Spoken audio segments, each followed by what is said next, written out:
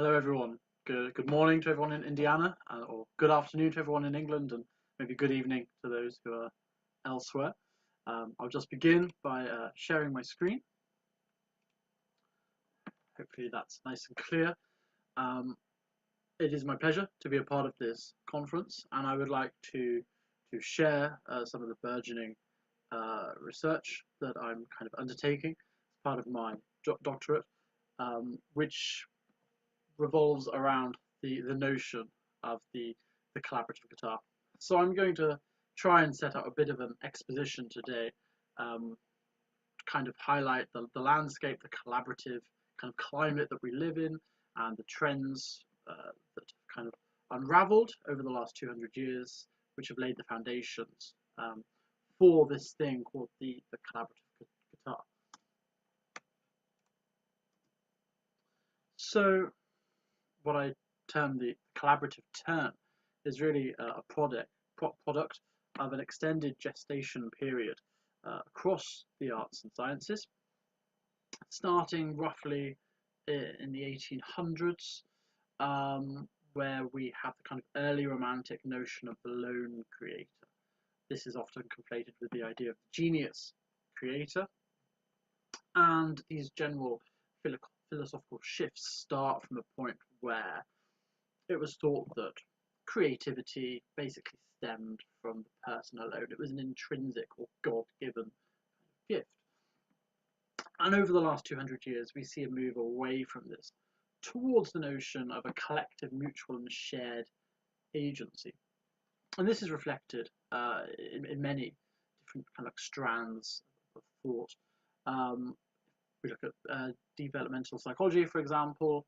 We had Jean Piaget first kind of saying that as children we deal with the tasks of cognitive development largely alone, and then of course Vygotsky came along and said, well, actually no, with his scaffolding ideas, that actually we do most of our development in relation to others. So we see this time and time again, this move towards collaborative ways of thinking. Even more recent scholarship looking at the work of the psychoanalytical psychologists Freud and Jung critiques their intense focus on the autonomous individual psyche, and kind of shows that even they place too little focus on the role of the community. And this brings us to today, where we regard generally the individual as moulded by interaction with the social world. So within these shifts, the word collaboration, or the notion of collaboration, has really kind of risen from about the 1950s. And we can understand this as a manifestation of our burgeoning understanding of the total relationality of the human experience. I mean, the term itself isn't all fun and games. I mean, part of the reason why usage of the term spiked in the early 20th century was because of the negative connotations of the word collaborator in relation to collaboration with an enemy in the context of two world wars. Before the 1950s, there were barely any kind of library catalogue entries which pertain to collaboration, but it's really taken off, and as we see in this graph here, in quite an exponential way, to the point now where this idea of collaboration is pervasive. If we look at tech companies from Amazon to Facebook to GitHub, go on their websites, look on their mission statements, they all use the word collaboration as a fundamental idea to what they set out to do with their companies.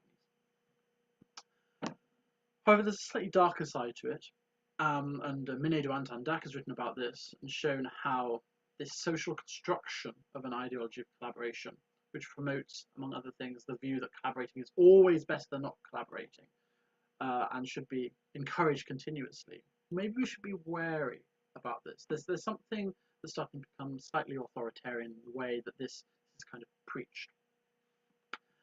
Increasingly, it's been seen as an institutionally expected mode of study. We see that with funding. There are many now funding avenues which only give funding to collaborative projects.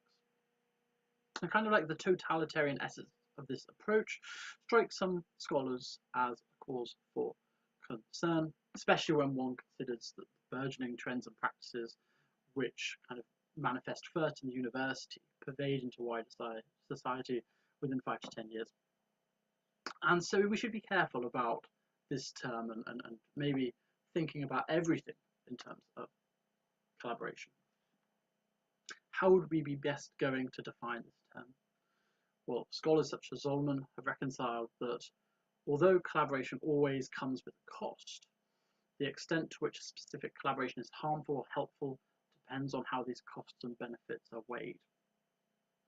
And that's certainly true. If I give an example with my own artistic research with Mark Estivairo, who I believe is speaking at this conference tomorrow, there was a give and take to the collaboration, which took place over a period of a year. And ultimately, we believe that we can class it as a collaboration and that we were able to achieve things which neither one of us would necessarily have achieved alone. And there's just a small example of a score that we created together. We developed a bespoke environment. So I believe the best way of defining this thing that we call collaboration is a definition provided by Moran and John Steiner, which is that collaboration involves an intricate blending of skills, temperaments, effort, and sometimes personalities to realize a shared vision of something new and useful. So it's something that goes above just working together, it goes above cooperation. Collaboration is about this intricate blending. When we talk about something new and useful, there's this creative element here. And this is something that we'll keep seeing coming back throughout the course of this presentation, at least. So there's the backdrop of what we might call the collaborative term. And during this time in the musical sphere, there's been this move away from the notion of accompanist to the notion of collaborator. We must remind ourselves that in the 18th and 19th centuries, a lot of art songs, which we now conceive as art songs, were originally conceived as duos. A lot of sonatas written by composers Beethoven, Schumann were titled, sonata for piano with violin accompaniment. And now we just think of them as violin sonatas with piano accompaniment. And Susan Tomes commented how this downgrading of pianist to accompanist would shock the composers. This is antithetical to what they first thought. Why has this happened? Well, a lot of the time, the soloists in question were afforded chances of increased theatricality, increased opportunities to gesture, etc., which allowed them to kind of cement this kind of prodigal, kind of prima donna virtuoso, these kind of personas, which pianists, which are the normal route of accompanying music, are unable to maintain. Obviously, they're restricted by the size of their instrument, the weight of their instrument, the portability of their instrument, all of these things which don't necessarily pertain to the guitar. Sir Herbert Hamilton Harty, amazing name, has pointed out that one of the most consistently neglected branches of piano playing is the act of accompaniment. And he felt that all of this stems from the absurd and unfortunate title of accompanist and all that it implies. So nearly 100 years later, people started really doing something about this. And in 2018, the Royal College of Music in London was the first conservatoire to rename its Masters in Piano Accompaniment course as a Masters in Collaborative Piano. And now these collaborative piano courses have proliferated, especially in America, but all over the world. And some scholars and musicians have gone even further. Warren Jones has pointed out that he prefers the term pianist to both accompanist and collaborative pianist. I mean, this is mirrored in a kind of deconstruction that we see in other fields. Art history would be one, where we have this idea of the female artist, and then that was, succeeded by the idea of the woman artist, and now you've got feminist scholars just pushing for artist. So it's the same kind of thing. There's this de-hierarchization that's occurring here. Although Warren Jones, what he does here, that would reflect an ideological de-hierarchization, which would go probably further than I would suggest would be propitious. So what does it actually mean? What is the difference between an accompanist and a collaborator? And there's been a lot of research on this over the last, let's say, 70 years. Susan Tomes, Martin Katz, Gerald Moore, a lot of piano accompanists leading the way. And of course, an accompanist must, or world-class one, or an eminent one, let's say, must have many of the same skills. Exceptional sight reading, the capacity for transposition, etc. Things which guitarists are more likely to struggle with for a variety of reasons. But also a collaborator must have necessary interpersonal social musical skills and a willingness to do certain things. And the one that I think is most important here, I've put in bold here, is a willingness to creatively explore and co-interpret repertoire with the personal people that you're working with. It's the idea that you could put two people together, give one part A and one part B. They could play their respective parts. Is that a collaboration? I don't think so. I think that's a cooperation. Once you have two people working together, infusing their own ideas in a piece of music, where there's a mutual appropriation of techniques and ideas, especially between instruments which wouldn't necessarily have been put together in the past, such as having the guitar in context where the piano usually was, then we're moving towards something which we can call collaborative. So this basically takes us to today, and my research, I'm very interested in forwarding this notion of the collaborative guitar. How does the guitar compare to the piano as a collaborative instrument? What does it stand for? What does it mean? And I've enlisted the help of many different scholars, some of which are, I believe, maybe watching this video right now, to which I extend my gratitude. So the ethnographic research has only taken place very recently, and I was very lucky to be able to consult the opinions of about 150 leading musicians and guitarists from over 22 countries, including a number of eminent performers. I've just listed just a couple there. And I asked all these people about what they thought the collaborative guitar could be, what it could stand for. And I was given a wonderful wealth of ideas and responses. From the ideas of autodidacticism, exoticism, freedom, gender, intimacy, power, romanticism, sexuality, how it reflected the mediation of low, middle and highbrow culture, and how the instrument was a cultural icon and international social lubricant. I thought that was a very interesting phrase, which one respondent gave, that international social lubricant. We definitely see that the guitar is increasingly used as a vehicle to allow a cross-pollination between genres in ways in which instruments more closely aligned with the Western classical tradition, let's say the oboe, for example, not to pick on the oboe, but isn't necessarily able to do. So we get to the fun bit now, and we get to explore some of the ideas that the people have given. And there are four main strands which came through about why the guitar should be regarded as a collaborative instrument. And these are the sonic, spatial, social, and technological affordances of the instrument. So it was really interesting to see that and see how these four kind of elements relate to one another. So I'm just going to give a brief expose now of some of these ideas which kind of came through the ethnographic research, and which I hope are going to lay the foundations for the doctoral research, at least, about what the collaborative guitar is, what it has been in the past, and what it could be in the future. So if we take the sonic aspects of the collaborative guitar first, we see throughout the last 200 years, from about the conceptions of the classical guitar, six-string classical guitar at least, roughly 1800, that its dynamic limitations, but also its extensive timbral possibilities, these have fundamentally affected the ensemble repertoires which have included the instrument. And as the sonic affordances and limitations of the instrument have changed, so have the context where it's been situated. An obvious one would be the rise of the electric guitar, amplification, and the ways in which this has allowed the instrument to be paired with other new, different mediums and instruments. Over the last 200 years, the guitar's sonic possibilities have long been compared to other instruments, particularly to the piano. I mean, the piano, as we know it roughly, came into being 100 years before the six-string guitar, and it really cemented that that kind of place as the collaborative instrument, or as the accompanying instrument, of course, in what we might call canonical context. What is often overlooked is the guitar's amateur tradition, and how for a very long time it has been the world's collaborative instrument. It has been the leading instrument which has brought people together, whether that be in parlours, whether that be in homes, whether that be in folk contexts.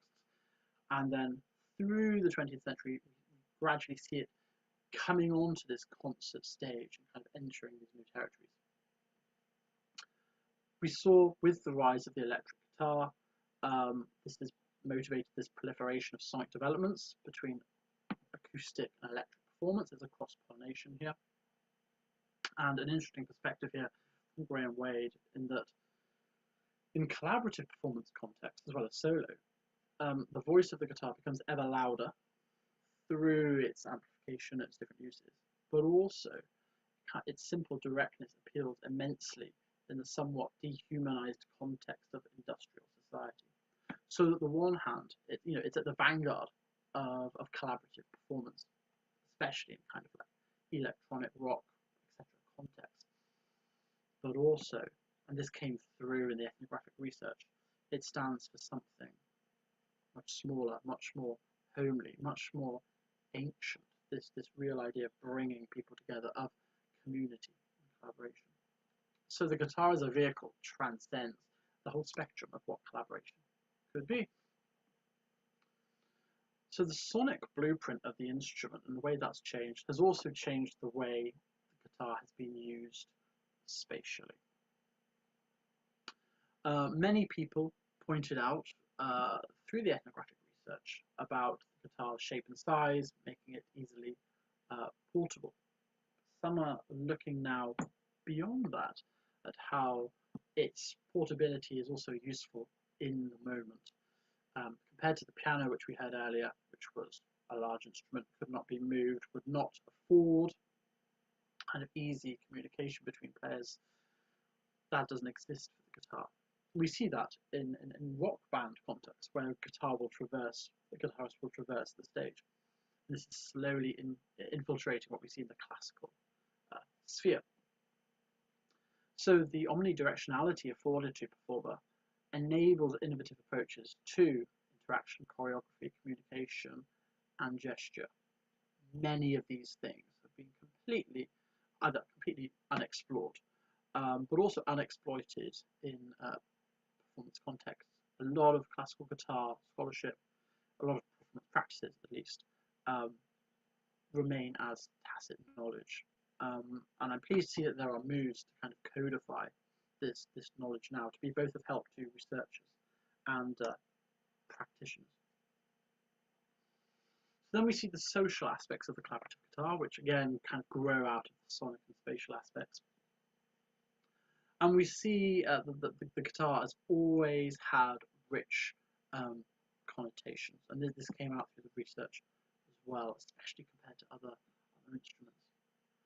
I mean, throughout the last 200 years, it's been associated with upper classes, lower classes, an instrument of war, an instrument of peace, a symbol of femininity, or an instrument of masculinity. These things changing all of the time, and since the second half of the 20th century, electric guitarists have served crucial ideological functions using an instrument to challenge dominant sociocultural and musical discourses, which is really instrument. And again, we come back to this idea of the guitar being an international social lubricant in a way that it's entering different contexts and helping to break down some of these boundaries.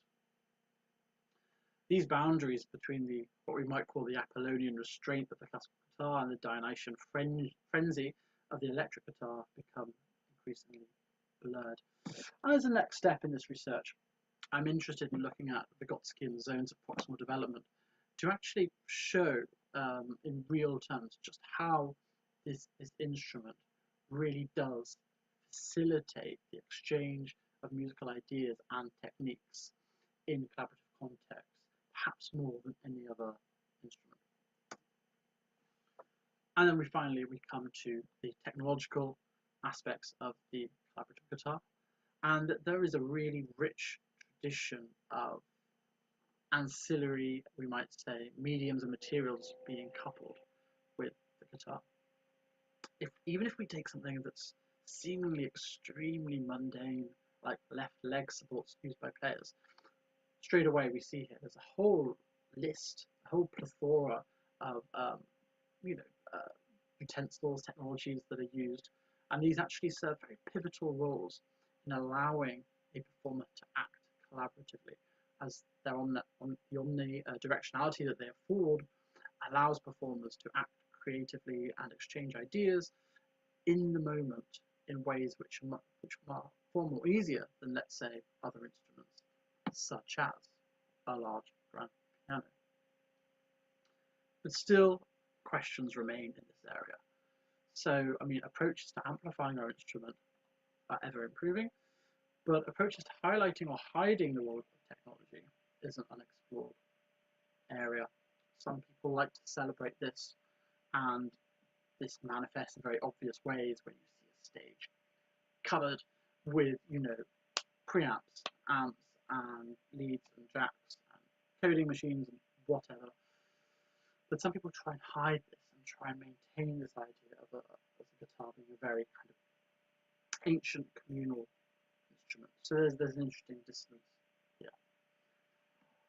Ultimately, though, we see that the guitar is at the vanguard of technological innovation in collaborative contexts in the 21st century, partly because how easy it is to plug in the instrument and connect with other instrumentalists virtually from all over the world in increasingly straightforward fashions. So I think we'll draw to a close there. I realise this has been a very quick, potted history of the collaborative turn.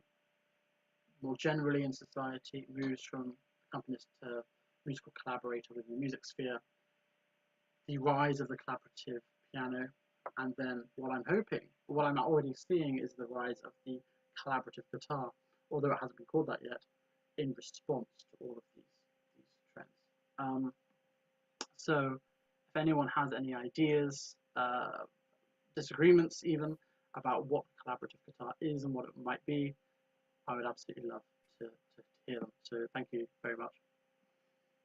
Thanks so much, David, for that wonderful lecture. It was really interesting to see this trajectory that you've made here.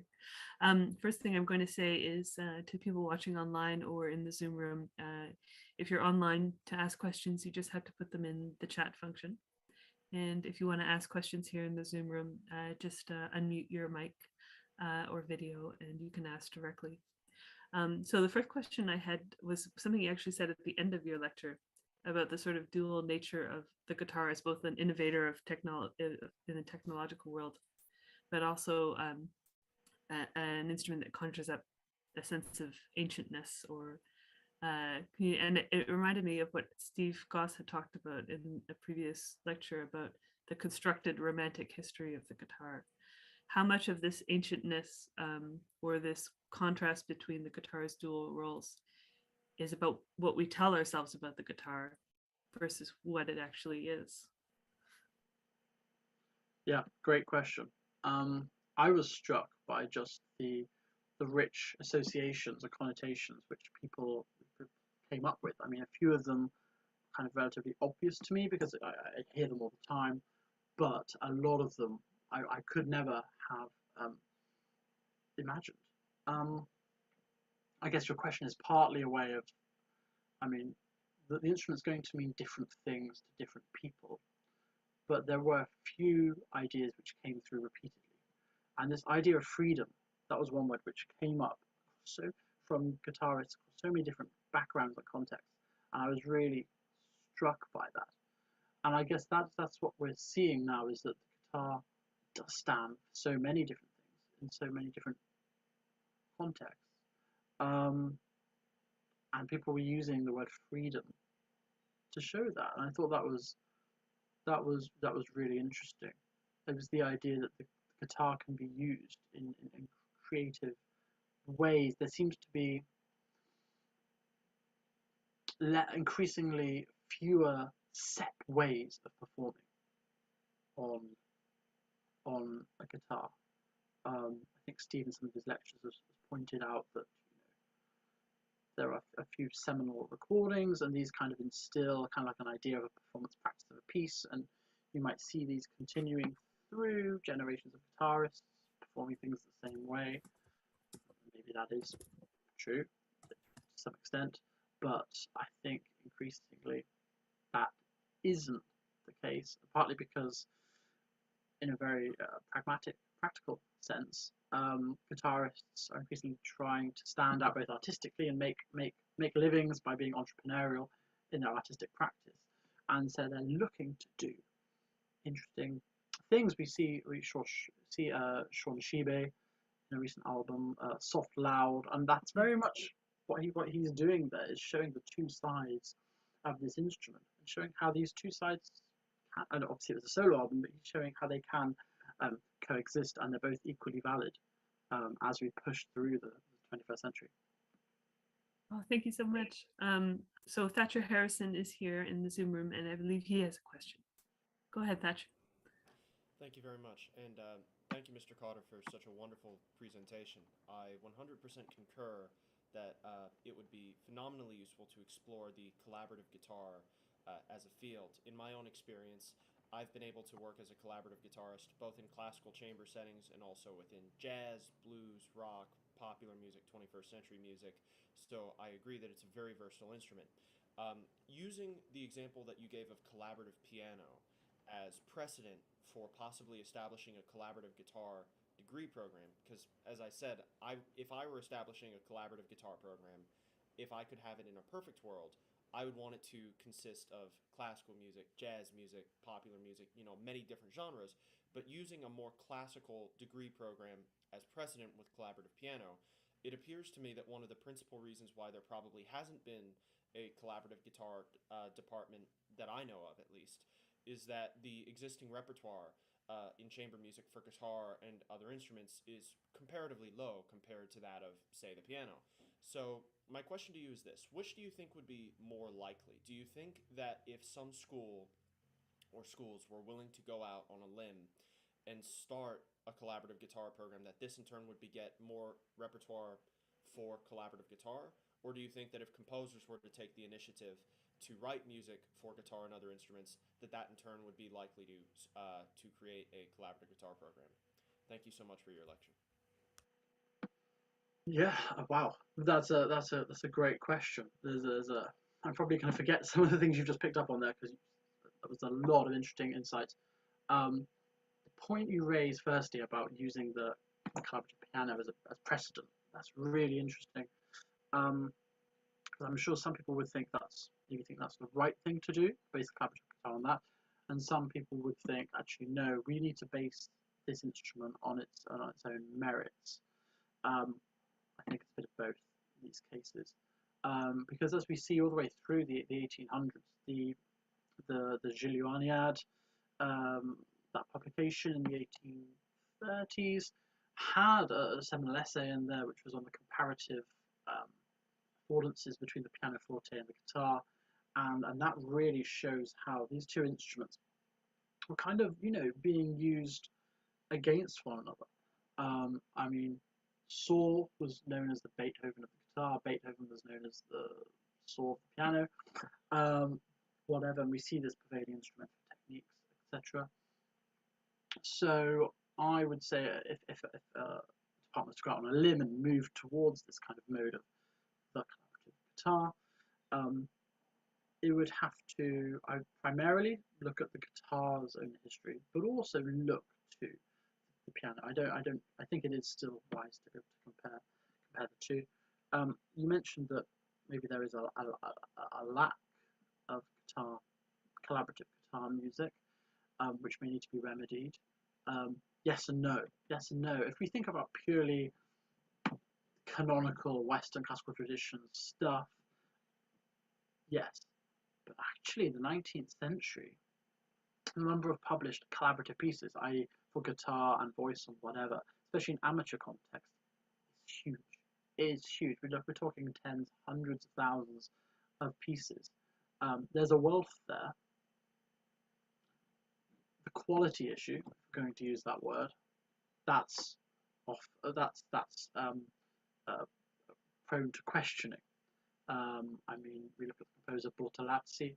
I mean, Christopher Page said of his work, I think he said he's prone to lapse into garrulous arpeggios. And we see that in a lot of collaborative guitar pieces, especially earlier ones. It is just arpeggio, arpeggio, arpeggio, page after page after page, where the piano at the same time is doing wonderful, wonderful things. And there's a bit of a pause, but then today we are seeing composers push the guitar in new contexts. So again, this brings back the question of, do we need more collaborative works? I think there are a lot which are proliferating at the moment, but maybe we need a reassessment of some of the existing collaborative guitar works, which are sometimes kind of just pigeonholed as kind of amateuristic. Some are, some aren't. You know, there are great efforts to try and uncover a lot of guitar repertoire at the moment, especially by female composers and other things. And I think efforts might be very well served being directed in that direction. So I hope I've somewhat answered your questions there. Asher says thank you. Yes. So thanks so much, David, for your lecture and also for these wonderful answers. So our next lecture is going to be by Federico Favalli.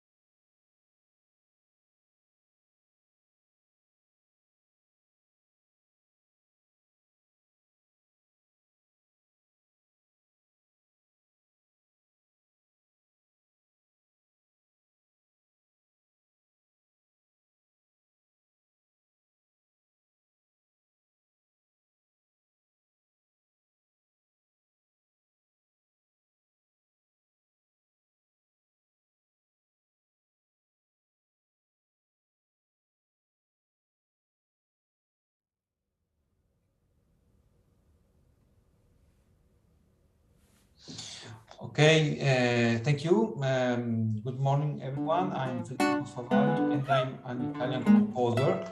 Sorry.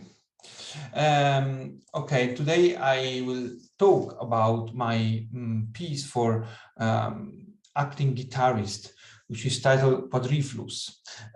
First of all, I just want to say that during my research as a composer, I focused my attention on the theatricality, especially in instrumental music. This is why because I'm from Lucca, which is the city of Giacomo Puccini, as you know, and it's the city in which many composers were born, and a lot of them have written for theater. So I think we could state that there is a certain sense of theatricality in our mind, and this is the sort of secret line that can merge all of us throughout the centuries.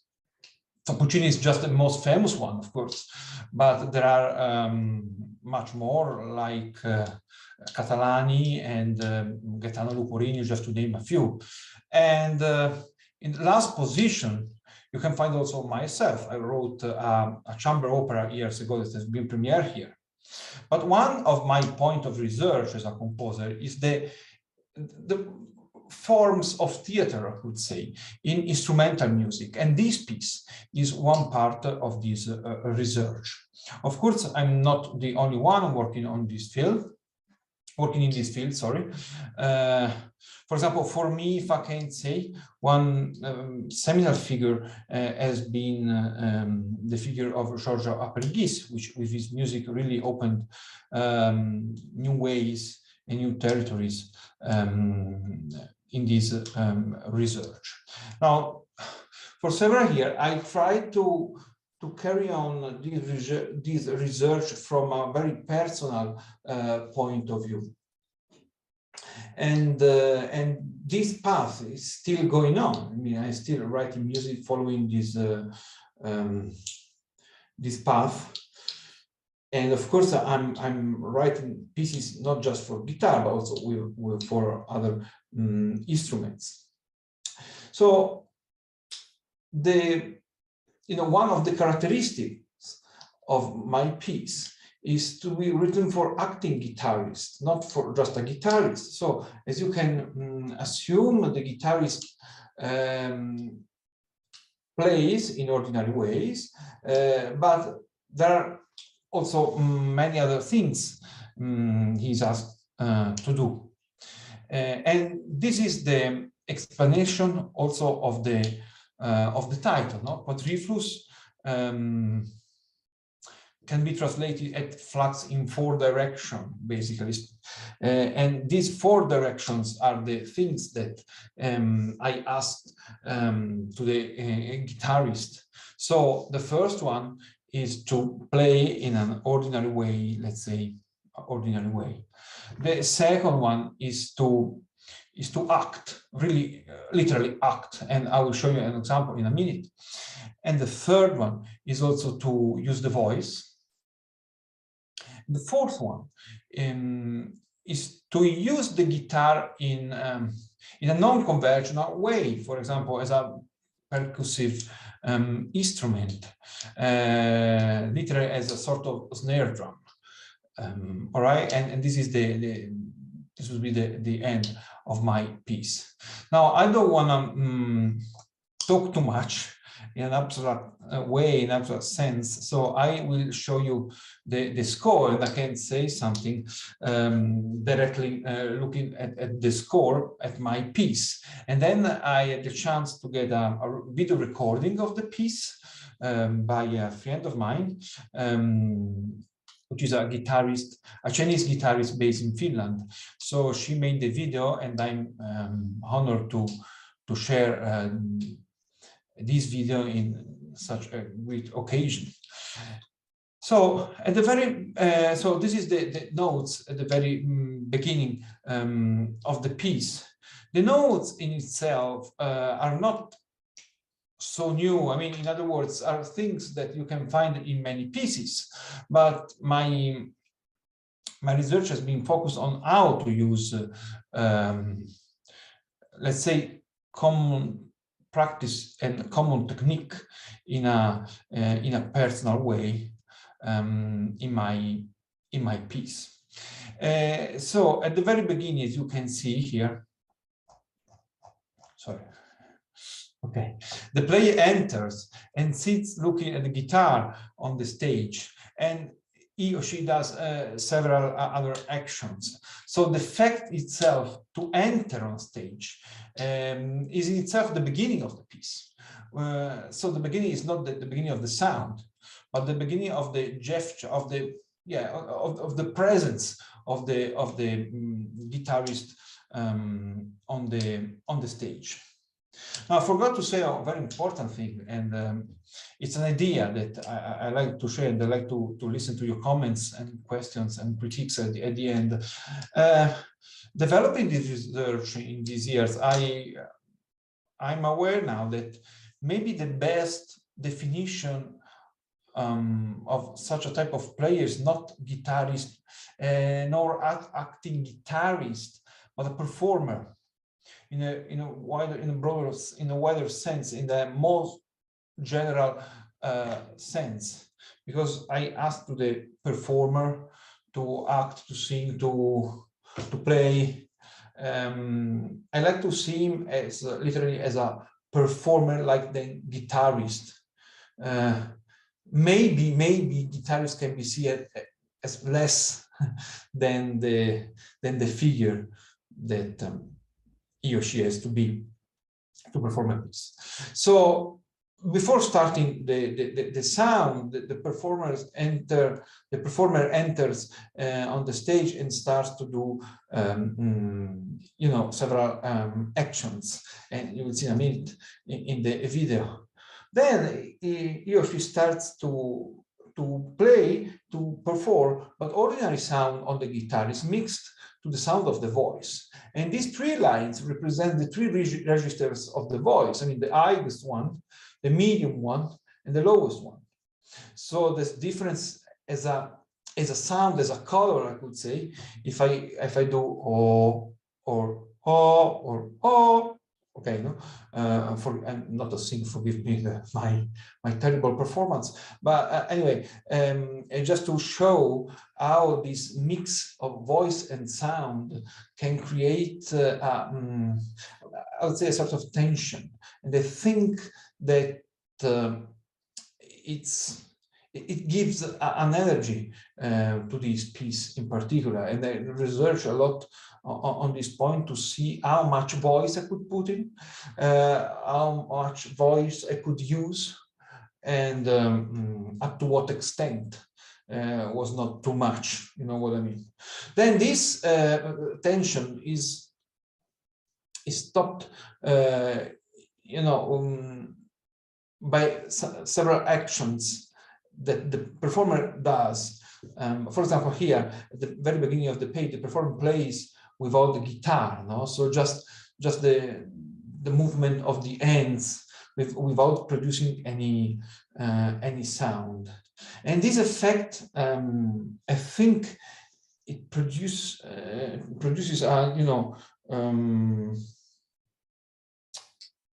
maybe a new type of reaction with in a listener, no? Why? Because maybe he's expecting something else. He's expecting.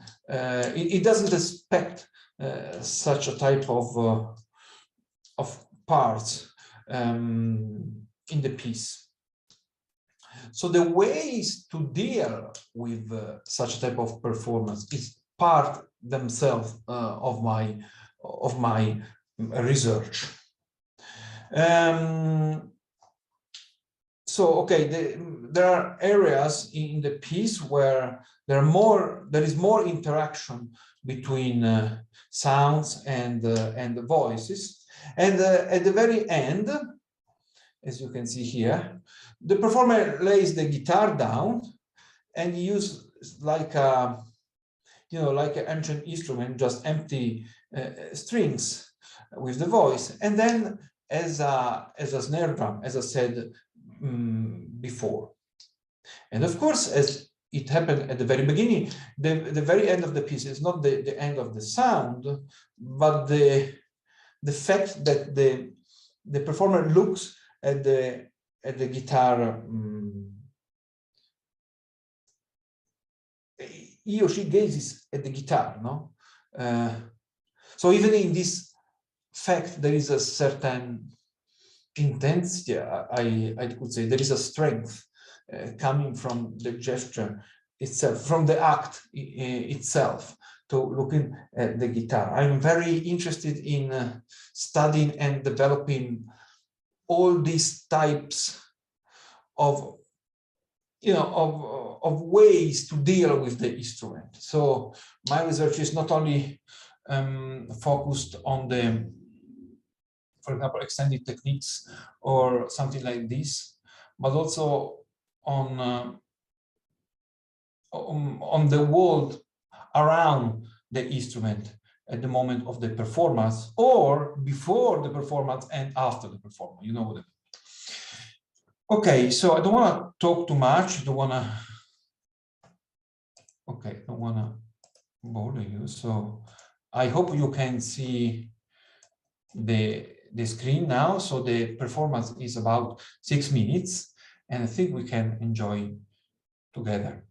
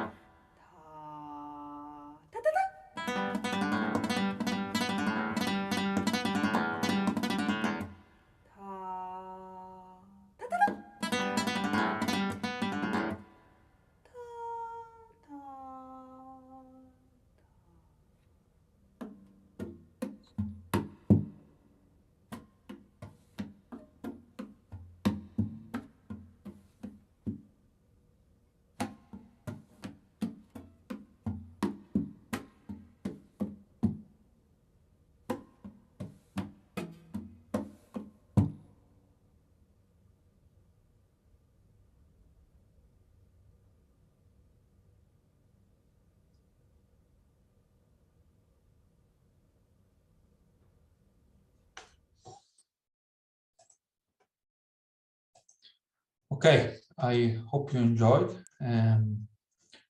This was my piece. Now I'm happy to listen your thoughts and critiques and questions, notes, observations. Thank you so much, Federico. I absolutely love your piece. Thanks. Thank you. Yes, it's wonderful. So I just want to first say that to people watching online, if you want to ask a question, you just have to put it into the chat on YouTube or Facebook. And if you have a question here in the Zoom room, just unmute your microphone and open your camera and you can ask directly. I have a question right off the bat, though. So when I was watching your piece, I kept sort of thinking back to Stephen Takasugi's the Flypaper and Sideshow. And I was curious about whether you feel like the guitar is more suited for various reasons to this kind of form of composition versus other instruments. Yeah. Oh, it's a very interesting question. I think the guitar is wonderful for this type of operation and for this type of research. But of course, as I love every instrument, all instruments have their own characteristics. So I think it's possible to carry on such type of research on each of them. I think that guitar is particularly suitable for such a type of research and results. Yeah. Thank you. Oh, there's a question from Thatcher Harrison. Thatcher, go ahead. Thank you very much. First of all, is my microphone volume better than it was last time? It's a bit low. A bit low. Yeah. Here, for the time being, I'll just bring it closer to my voice. Is that better? Yes, so I can hear you. I can hear you. Okay. Well, thank you so much for sharing your piece with us. I thoroughly enjoyed it. Thanks. My question to you is, have you ever considered expanding on your line of research into doing something more, I don't want to say long form, but combining acting and guitar into like, an hour and a half, akin to sort of an experimental theater production, or perhaps even a silent movie. If you were to think about that, what would be your line of thought? What would you try to do? Okay, honestly speaking, this will be the next step of my research, because first of all, I focused my attention on small pieces for several instruments in order to investigate in depth possibilities and some results. But of course, I want to expand this research to larger pieces, particularly new theater works. I'm very interested in opera, not only because I'm from Lucca, but because it's one of my passions, musically speaking. And so my aim for the future is to keep going with my research, linking what I've reached until now, what I found until now, to larger pieces, in particular for theater. My goal, even in this case, is to think about a new way to deal with the composition. Also, to study new form of tension can be created between performers and audience. And so I can't say what I have in mind to do, because it's not clear for me at the moment. I'm researching and I'm planning, I'm projecting things, but this is the direction I want to move forward. Thank you so much, Federico, for your lecture and for answering these questions. Thank you. So our next lecturer is going to be on in a few minutes. It's going to be Juan Campaverde.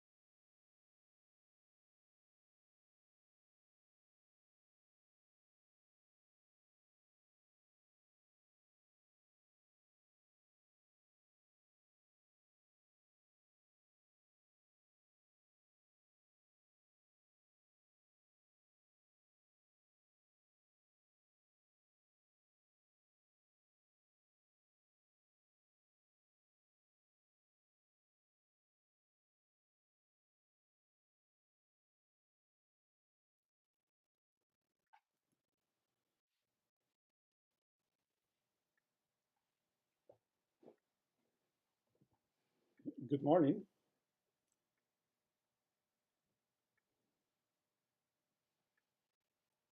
Okay, thank you. Good morning. My name is Juan Campoverde, and I would like to begin with my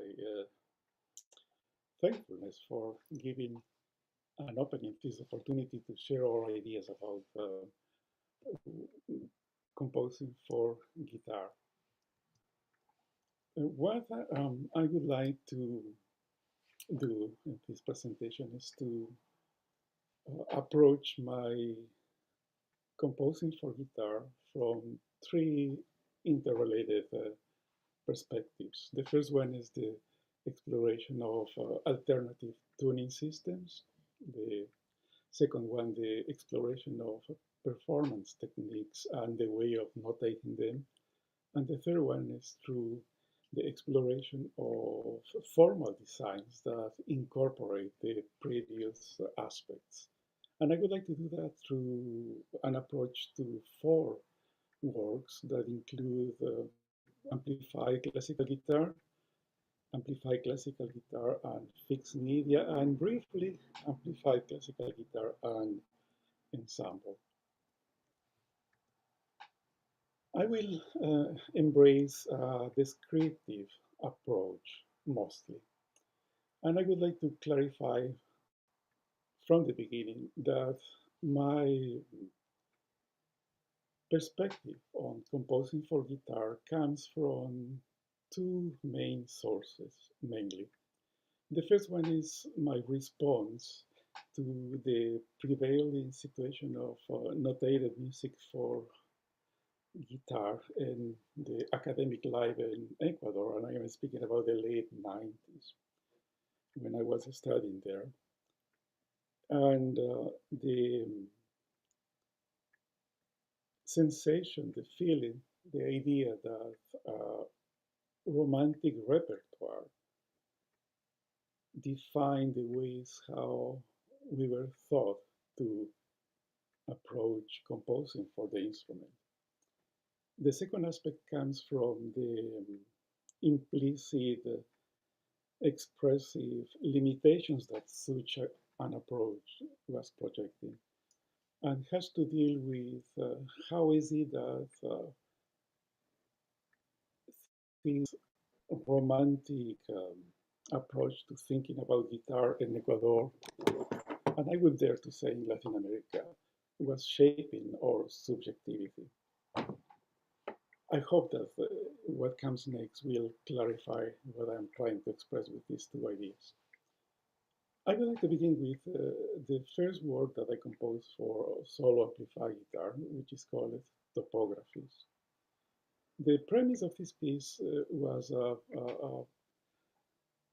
as follows. The guitar will begin with a retuning of the strings, and then it will reach towards the end the normal tuning of the guitar, with the challenge of incorporating the retuning process within the fabric of the piece. What you see in the top part of your screens is the initial tuning of the guitar, a chromatic reordering of the 6 strings going towards the normal tuning. Implicit in this process, however, is the fact that the normal tuning will never be reached with exactitude, because the retuning will be absorbed in the fabric of the piece, and the performer will just limited amount of time, and the physical aspects of retuning it will make it literally impossible to achieve the desired effect. The lower part of the screen shows the initial idea of the development of the piece, showing some type of entropic process that will try to counterbalance the predetermined aspects that reflected, for instance, the metric sequence of the work. This type of approach opened the idea of thinking about how to notate these compositional techniques. And my solution at the time, and we are speaking about 1996, was to use two permanent staffs.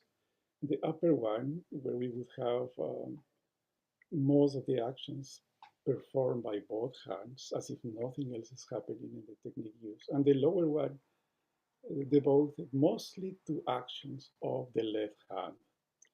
The lowest staff, the floating one, would give the sounding pitches as ways of orientation.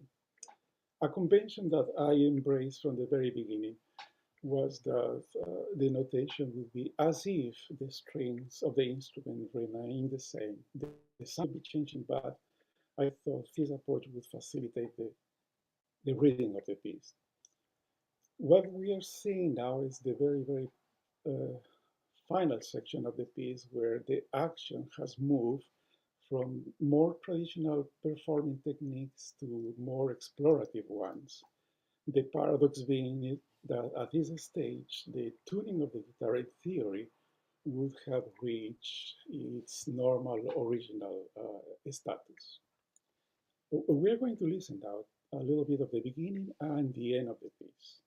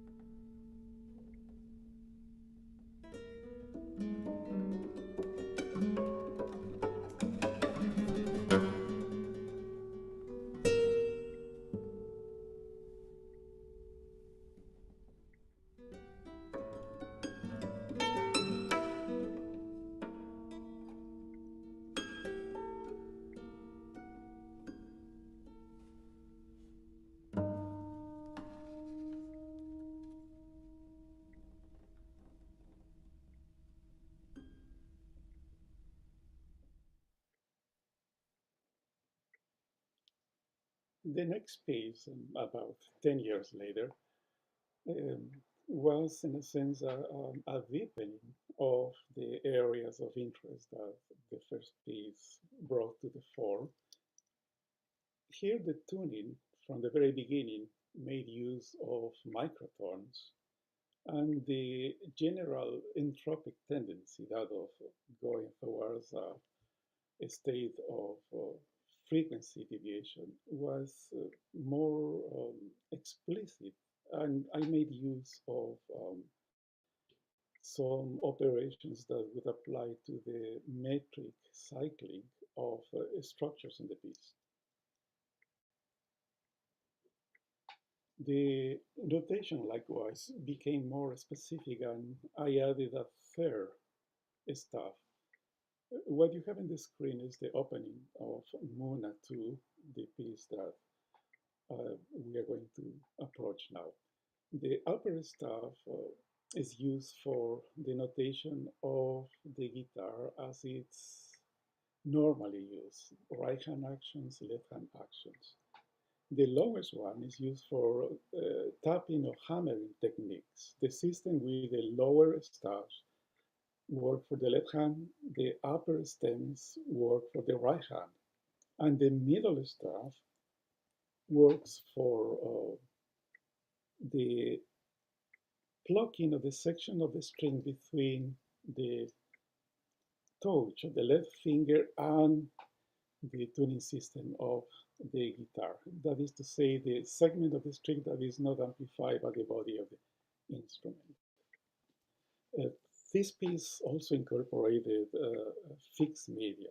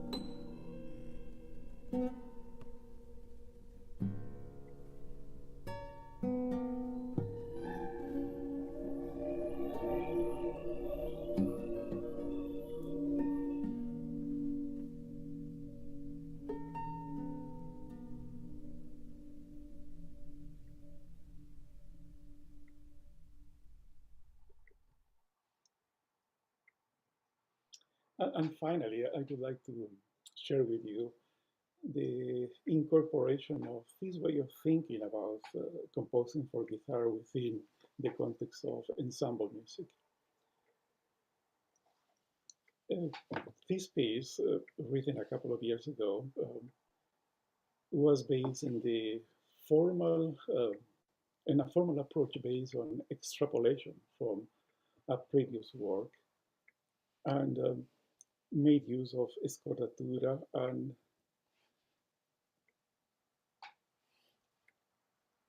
absorbed the way of thinking about parameters within an ensemble texture that will share a similar approach based on parameters, but this time applied to voice and flute as well.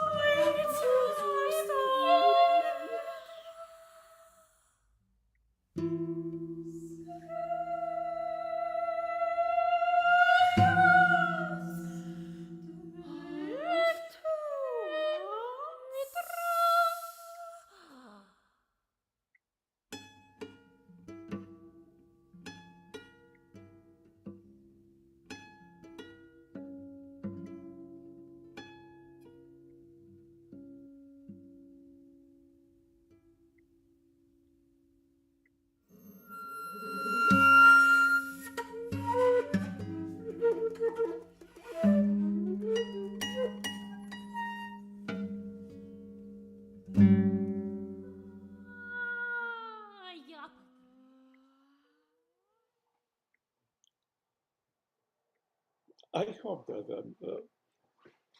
I have I have been able to share some of the ideas that I have developed about composing for guitar, and I would like to extend an invitation to a continuation of a conversation about these topics. I would be very, very glad to, to be able to do so. Thank you very much. Thank you so much, Juan. Your pieces are just incredibly beautiful. There's like an unbearable lightness to them. I love them. I know that your recordings are on New Focus. It's sort of a selfish question that I have, actually. I know your recordings are on New Focus and you publish with Babel Scores, but I haven't been able to find out where your guitar scores are published. Maybe you can let us know. Yeah, I think one of the works is published in Babel, but the first one it is not. It is not. I would be very happy to share them with interested people.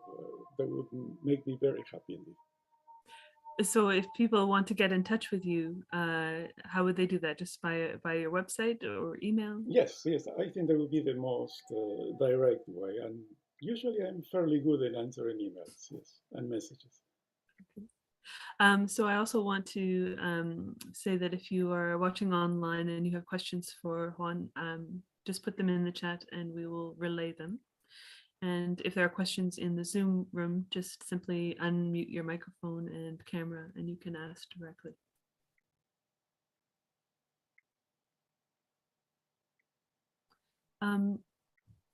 I also wanted to ask you a little bit about the connection between your writing for guitar and your writing for other instruments.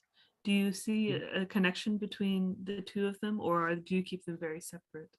No, I see them very connected, really, in the sense that I try to approach the instrument as the nexus that connects the physical aspect, the psychological aspect, the acoustic one, and the expressive one.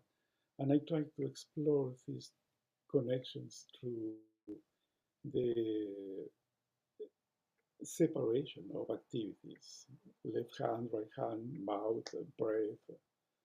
And from that perspective, the way in which I approach the guitar applies the same to my approach to most of the instruments. Just like in the last little excerpt that we saw, the flute will have sometimes 2 or 3 staves, and the voice will also have not 1 but 2, and in some works 3 staves as well. Thank you very much. So we're just going to pause for a few seconds for questions.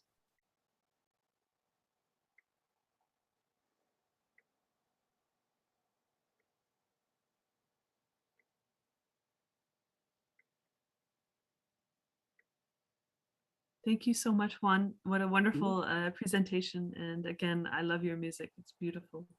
And our next presenter is going to be Derek Johnson, who's going to be talking about electric guitar in chamber context.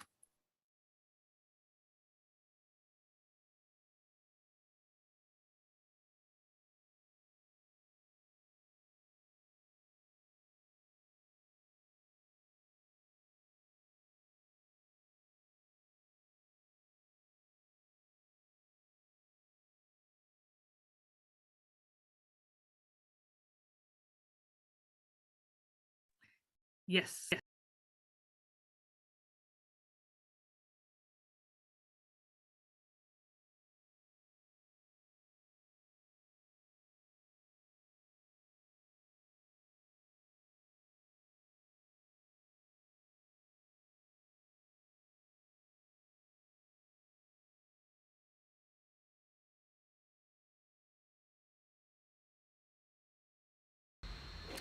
Hello, my name is Derek Johnson. I'm an electric guitarist who specializes in contemporary classical music, new music, now music. I'm here today to talk to you about how I prepare, how I collaborate, and how I notate. Thus, the title of this presentation. I'm going to be using 2 recent pieces that I've played. And the majority of my talk is going to be videos that I've made, much like I'm making this one now, that were directed to the composers of the pieces that I was preparing. The first piece is Daniel Kadane's Winged for electric guitar and string quartet, and the second will be Kirill McCann's Dream Lightly for electric guitar and orchestra, which I had such a blast playing last night with the Ball State Symphony Orchestra under the direction of Douglas Drosty, who just did a fantastic job. It was such a pleasure to play with them and to play the piece. We'll get to that soon. When I think about it, I realize that my approach to learning a piece has evolved over the years, and that it is pretty cerebral. It has grown into like a very specific way of doing things for me, where first I love getting in touch with composers and working with them on parts. Electric guitar is not always a very easy instrument to write for. There are so many possibilities, and guitar is hard to write for, just anyway. So to be an advocate and to be a friend and to collaborate is just great. So that's what you're gonna see. I also think my approach comes from my background, which is I started undergrad as an electric guitar, jazz guitar major, and switched to composition and went and did master's and doctorate, and kind of got away from playing guitar for a good number of years, or played on the side, but then came back to it so strong, and brought, instead of a kind of maybe proper university level performance training, I brought the training as a composer into my working method. So a few things that I do now more and more, but that I've been doing for a while, is that I completely re-engrave and re-notate my part. Unless a part is really, really well laid out and just totally ready to go, I find this to be really helpful and a really great way to learn a piece from the score instead of learning it at the instrument. Also, it gives me the chance to lay out the part the way that I need it for performance. My goal when I perform is to be as relaxed as possible. I'm certainly not memorizing, but I want to be able to really get my peripheral vision and get away from the score a little bit. And that means the score has to be really well laid out with proper page turns, good sizing. Another advantage of re-engraving a part is that oftentimes things need to be rewritten, and that's a great way to get that stuff in there from the start, or to really start working on that. And another element is to put in performance information that is actually, printed and engraved into the part, like fingerings, pickings, and yeah. So it's become a really essential part of my process.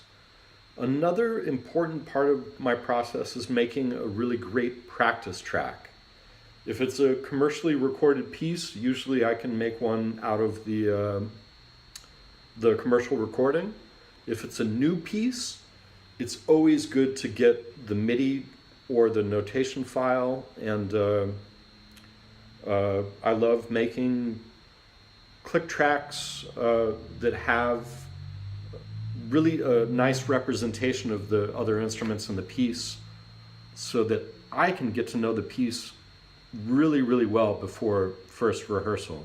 And it's not just knowing my part, it's knowing the piece and knowing everyone's part, and understanding as much as possible how everything should fit together. I think that's probably a fine enough introduction, and I'll start now going to videos that were recorded. This one is to Daniel Cadane about his piece Winged. I didn't know Daniel. This was a great way to get to know him, or for him to get to know me. And it's led to great things that it's really the beginning of a long collaboration that we'll have together. So enjoy. Here is me in March 2021 speaking to Daniel Cadane about his guitar part for his beautiful piece, Winged. Hi, Daniel. I'm Derek, and I'm going to make a reference video. I may send this to you, or I may not. I don't know if you got my previous message. Hope I didn't offend you in asking for some additional resources. But honestly, I'm so excited to play the piece. I've played with Present Music for many years. Maybe the first gig was like 7 or 8 years ago. Additionally, like for since 2008, I've been the first call sub for Bang on a Can All Stars, and I've gotten to play, as a result, a lot of great music for electric guitar. And my philosophy is to be really hands-on. I've been in the past so hands-on that like people were at first really excited. They're like, "Wow, Derek, you're so hands-on." And by the time I'm done with what I'm trying to get, they're like, "Derek, look." So I'm trying to balance it out, but it's always good to communicate. And writing for electric guitar,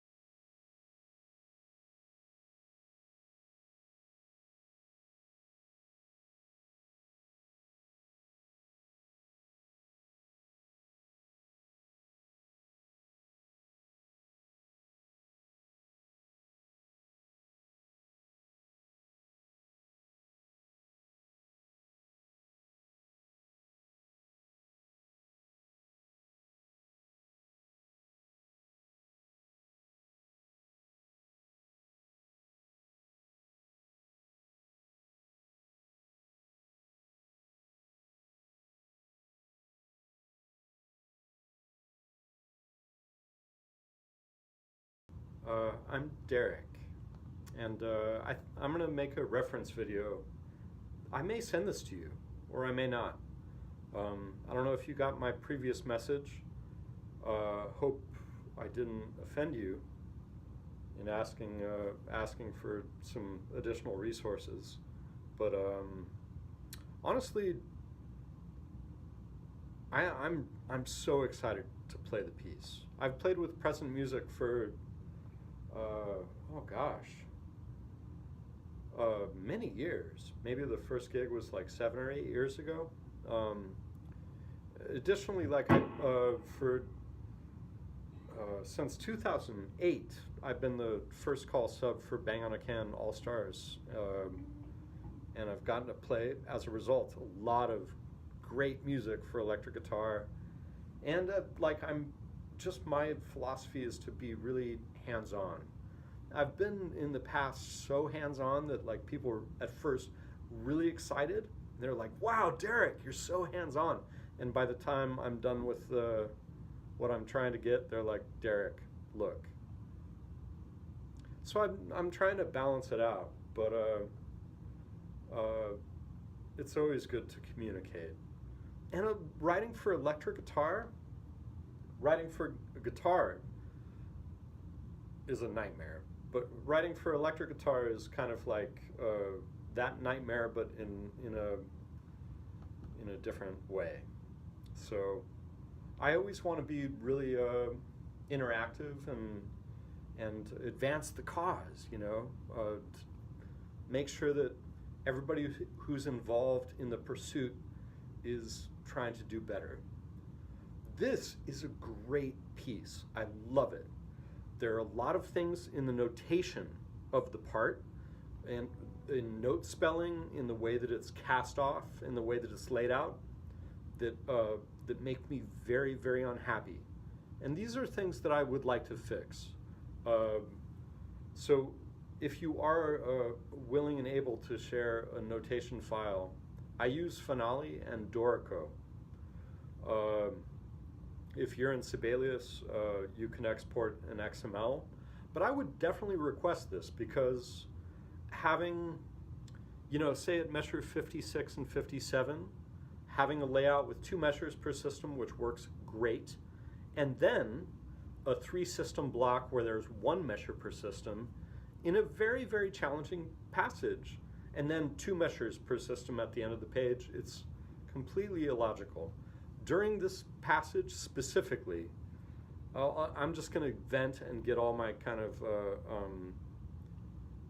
preliminary new music part rage out of my system, and then I'll talk some like real music. That'll be great. this spelling, the intervals are so strong and so expressive, but the spelling does not reflect that, and it's just not very well edited. This mixture of flats and sharps in things that actually do fit into kind of a diatonic sound or a keyed sound, a centered sound. This to me sounds more like F sharp minor. So instead of using that F natural, just use E sharp. And then there's no conflict between F natural and F sharp. And that E flat does not sound like some abstract E flat, although I understand it's in a minor third relationship with that C, but it sounds so much more like D sharp in this context. I really don't care if you use E sharp, but it's just kind of like this wavering in and out. We could argue that F sharp and E flat belong to, like G melodic minor, but that's not where we are. We're so much more kind of in an F sharp based sound there. So the intervals make sense. And then there is confirmed, the D sharp is confirmed by that B. B has so little relationship to E flat. I mean, you could argue it's kind of C, you could argue C minor there, but oh man, I don't know. These interval things, my pick would be on the sharp side. And that's also because I'm a guitarist, just like a clarinetist would want to be, have their spellings a little flatter. But sharps work so much better. Another example is 58. To grab, the expressive interval of a major seventh, it is not really A flat and A natural there, especially going to F sharp and E, and A. We're really, really on the sharp side until that F is kind of on the flat side, but it's just enough. It's, that would be F natural moving to E. So these spelling things I'm very, very particular about because I don't and also in the part I want to put in fingerings, and I need a notation file.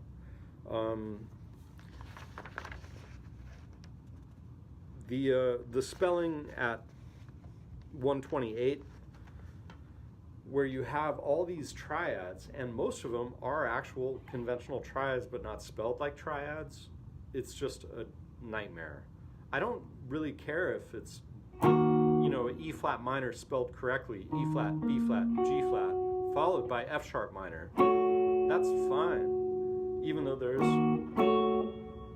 that inharmonic.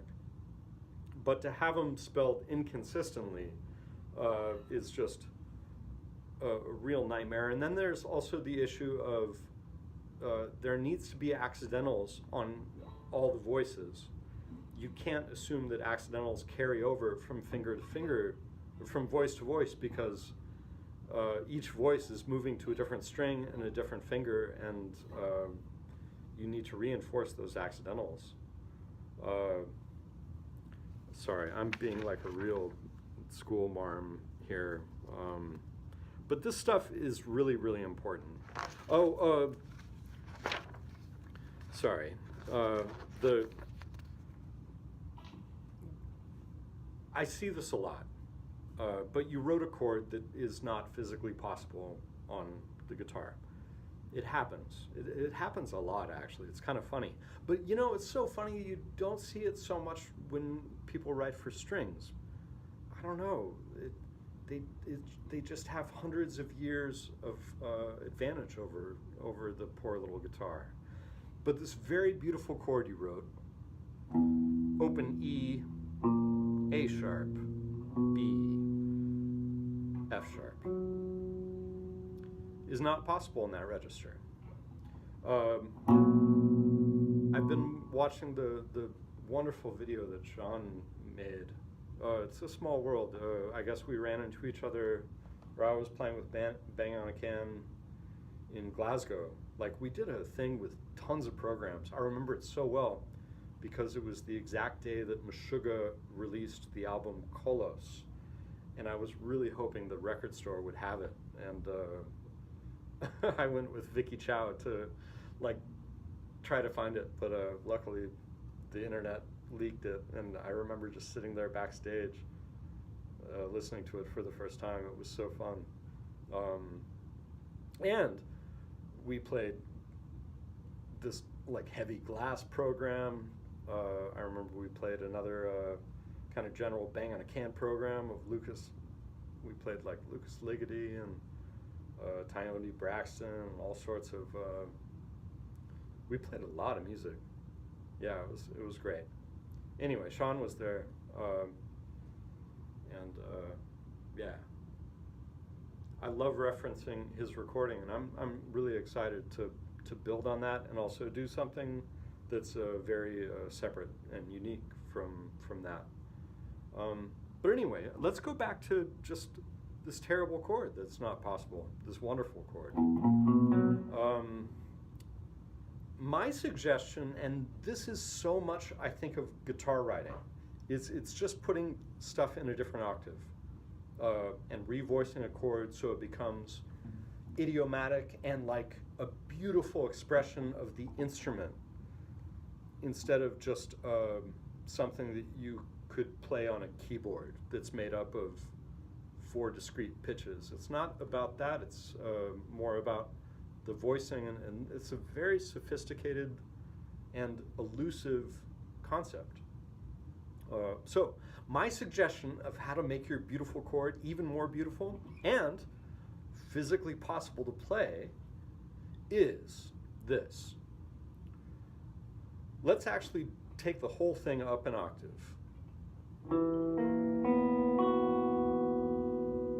And then, no problem, just going from E on the 4th string, A sharp on the 3rd string, open, 2nd string, B, and top E string on F sharp.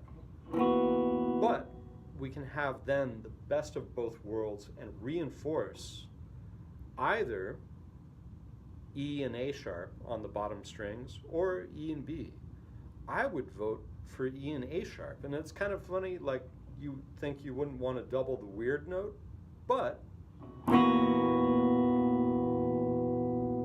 doubling that A sharp, I think actually balances out the potency, the pungency of our beautiful B open string. And open strings are always an asset, and the higher up, the brighter they are. But that's a way to make that nice, to voice that chord in a way that's both idiomatic and very beautiful. The other thing would just be to omit the low E and play as notated. Or any combination of the above. Whoops, but not that. But anyway, I like this. And especially, it's been my policy, my general working method is when a composer writes something that is not actually possible, I'll find a better way and do that. So, speaking of that, frankly, the opening chord, I think could use a little love, and I'm going to do something special and double the high C sharp down an octave, and that way I can integrate open B string. I'm going to play the lowest notated pitch on the 12th fret of the E string. So that way I have going up E, C sharp, F sharp, played as a 4th there on that adjoining string set, open B, and then that high C sharp. Makes it more like Stravinsky violin concerto, you know? And like something, it's, I think this sonority should be like a bell, you know, something very open. Then you write at measure 18, like a glissando that's like the THX logo.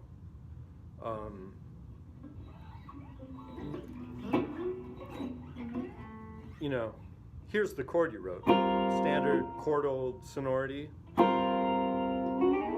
But there's up and down glissando. It's like, I guess, anyway, sorry. My suggestion, if you actually want a guitar slide, you have to write a chord that is idiomatic to have a guitar slide.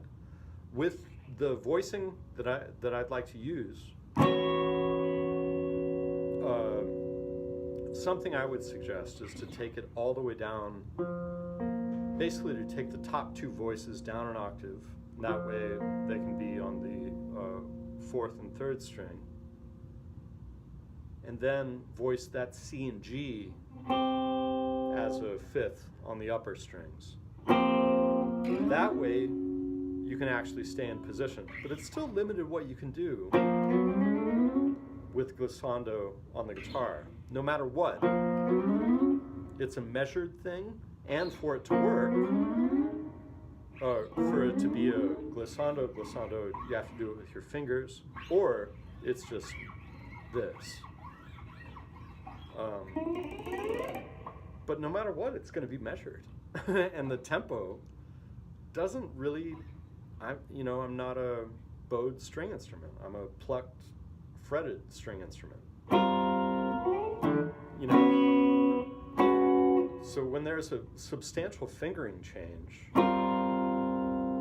even if I was doing it with a different fingering, there's no way that I can really affect a glissando, or this is the closest way that I could actually do it. So is the glissando worth it? If it is, and we really want, woo, then we should revoice that chord. If the glissando is not important, I'd probably revoice it to get the open G string in there. Because here I'm looking for maximum sustain.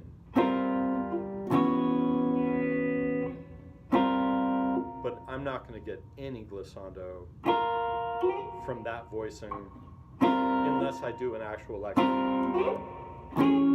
woo! So right now the only effect that I'm running is pretty extreme compression. To get maximum sustain, I'm going through a low wattage tube amp, but still basically shooting to balance with acoustic strings. So it has to be a low volume sound that is still really full. Okay. So that kind of introduces the glissando issue, and then the slap thing. I don't know what you mean. Slap is like a classical tambura style thing, but it's not really working on the thing. I don't think it's working for me on this instrument with the tone that I'm working with. Just looking at specifically at measure 33. But to get an actual sound, the sound that you're looking for, I would vote for like more of a muted string pick thing. So instead of slap, maybe X note heads,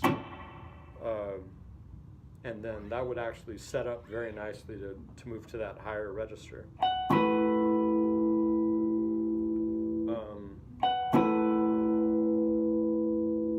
Cool. So that covers initially the first batch of issues. I'm so excited to play the piece, and I think it's just really great. The little notation things they're small, but they're a big deal, and the possibilities or the things that I'm going to implement to make the piece sound as good as I can may be of great interest to you. Okay. Thankfully, the information that I passed on to Daniel was of great interest to him, and it was the beginning of a really nice friendship. Although we have still never met in person, because of this collaboration on Winged, Present Music went on to program another piece of Daniel's, and then commissioned a new piece, which was premiered last week. A real barn burner called Primitive Blaze, written for electric guitar, tenor saxophone, and mixed sextet. Wonderful piece. The premiere went really well. Daniel was supposed to come across the pond to the concert, but it didn't work out like so many things. Yeah, anyway. Here is Daniel himself introducing his piece, Winged, followed by a performance recorded last year with me and Present Music. Enjoy. Good evening, Milwaukee. My name's Daniel Cadane, and I'm the composer of Winged. Just to tell you a few words about the piece and my ideas behind it. Winged was inspired by bird murmurations. So for those of you that don't know what that is, bird murmurations are when flocks of birds gather in the sky to create shapes and form these big swarms and clouds, and they maneuver and dance in the night sky, usually at sort of dusk or dawn, and create these magical patterns in the sky. So the idea behind the piece was to, especially at the start, to mimic this occurrence in sound. So the electric guitar and the strings sort of flourish together in and out of this sort of very fluid sound world. So I hope you enjoy the piece, and I'm really pleased that you can hear it over in the States.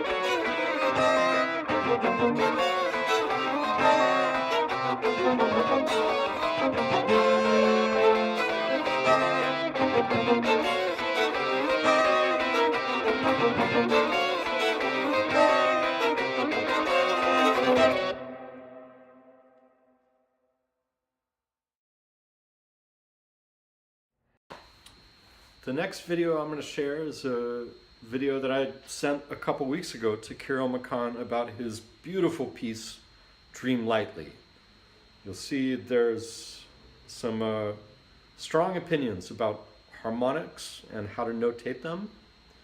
There's a little discussion of tablature, and yeah, it's a very interesting coincidence I happened to be on tour with Bang on a Can All-Stars in Rome in 2008. And I sat and had lunch with Kirill at the American Academy in Rome while he was writing this piece. And I remember him telling me about it, and then running into him in Boston a few years later, and he gave me the score, and I've always wanted to play it. So I think that'll probably be repeated in the video. What is not in the video is this weird coincidence that also sitting at that table was guitarist Paul Bowman, who performed last night. He was on tour with Harvey Solberger, and strangely enough, my composition professor, Claude Baker from Indiana University, was also at that lunch in Rome in 2008. And right before the concert last night, Claude sent me an email to confirm I was going to all be engraving his new string quartet. I thought it was really kind of strange that all these 4 people were together kind of randomly, including the composer writing this piece. And then they were kind of together again, virtually and in person. Weird, huh? Anyway, I hope you enjoyed the video. Hopefully it gives some food for thought. I'm looking forward to any questions that you have.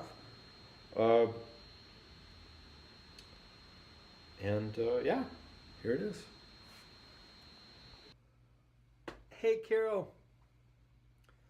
I'm having a blast working on Dream Lightly. I've wanted to play the piece since you gave it to me all those years ago. You'll have to help me remember, were you actually at the American Academy in Rome when Bang on a Can was there? Were you working on this piece then? Do I remember that right? I remember having lunch there, and especially that Claude Baker was there, because he's one of my composition teachers at IU. Anyway, I remember definitely getting together after a house in Bali in Boston, and you sending me the score, and thinking like, wow, cool piece. I would love to play that someday. So the day has come. I thought I'd send you this video because it's a little more personal, and because it's easier for me than writing an email. And I may use it in my talk at this guitar conference. So, there are definitely a few things to talk about. I think it's all good news. But let me tell you, the part you sent, I think it has at least a few mistakes in it.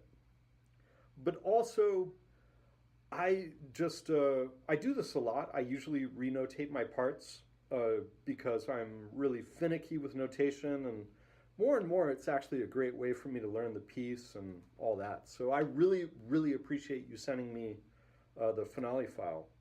But just talking about your notation, first thing, I really understand writing, since the part is so high, really, really high, to write in a normal non-transposing clef. But it's just a huge pet peeve. Those opening notes B and E written in a different octave than where they're written for guitar, those are pretty iconic notes. And it's just cognitive dissonance right away to see them written in, B4 and E5.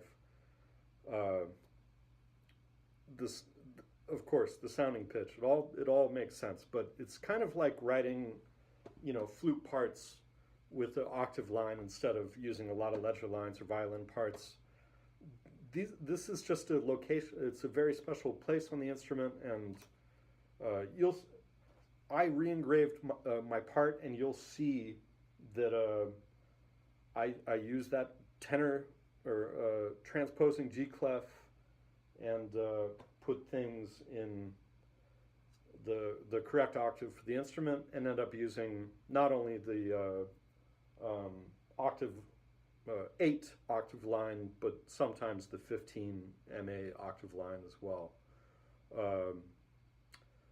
That, I think,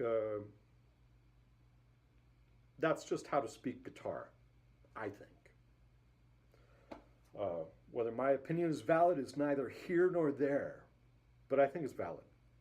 The next order of business is using pitched notation with diamond note heads,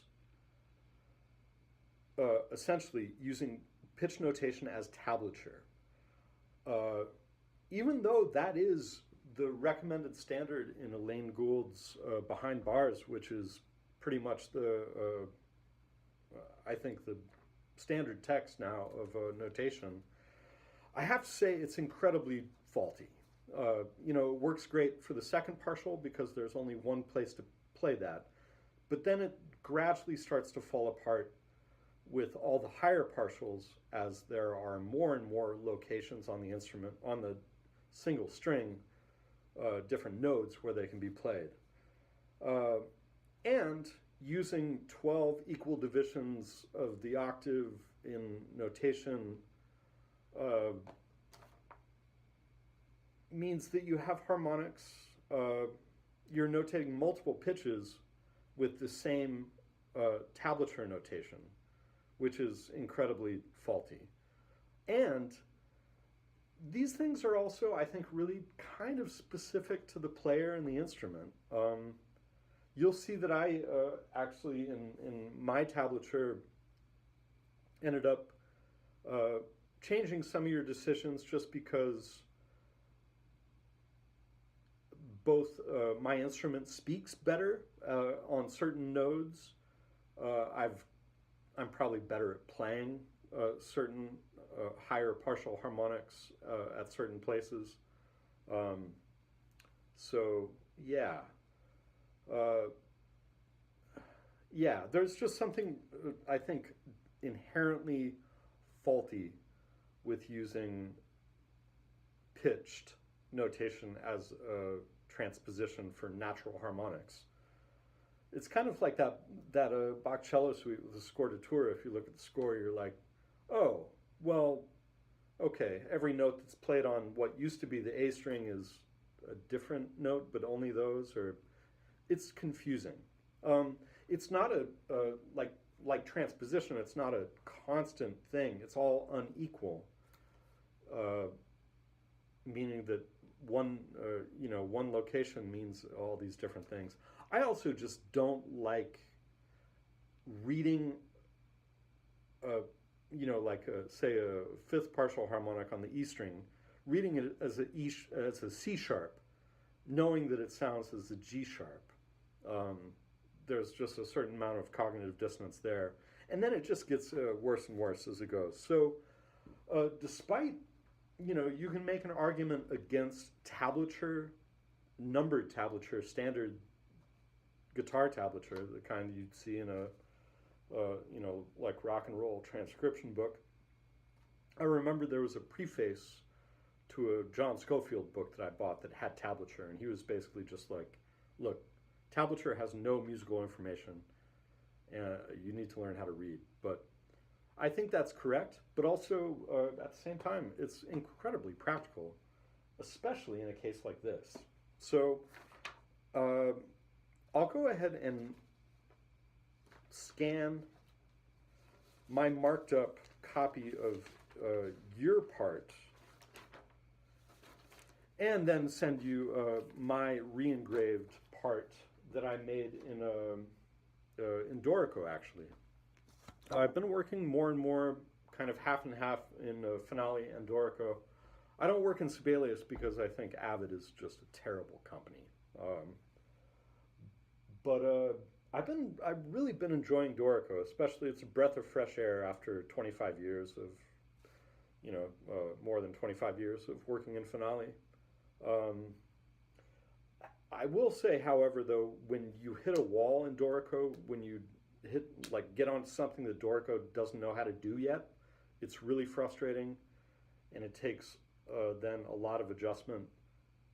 But actually, it just makes you feel like you're back in finale, because you just have to move everything kind of manually, whereas normally Dorico is just so smart, sometimes too smart, and does a lot of things correctly from the start automatically. Anyway, you'll see that I re-engraved my part. I made it bigger.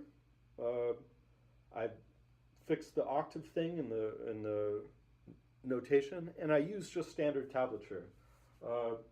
You'll see that my nodal choice, I think that's kind of a great word, right?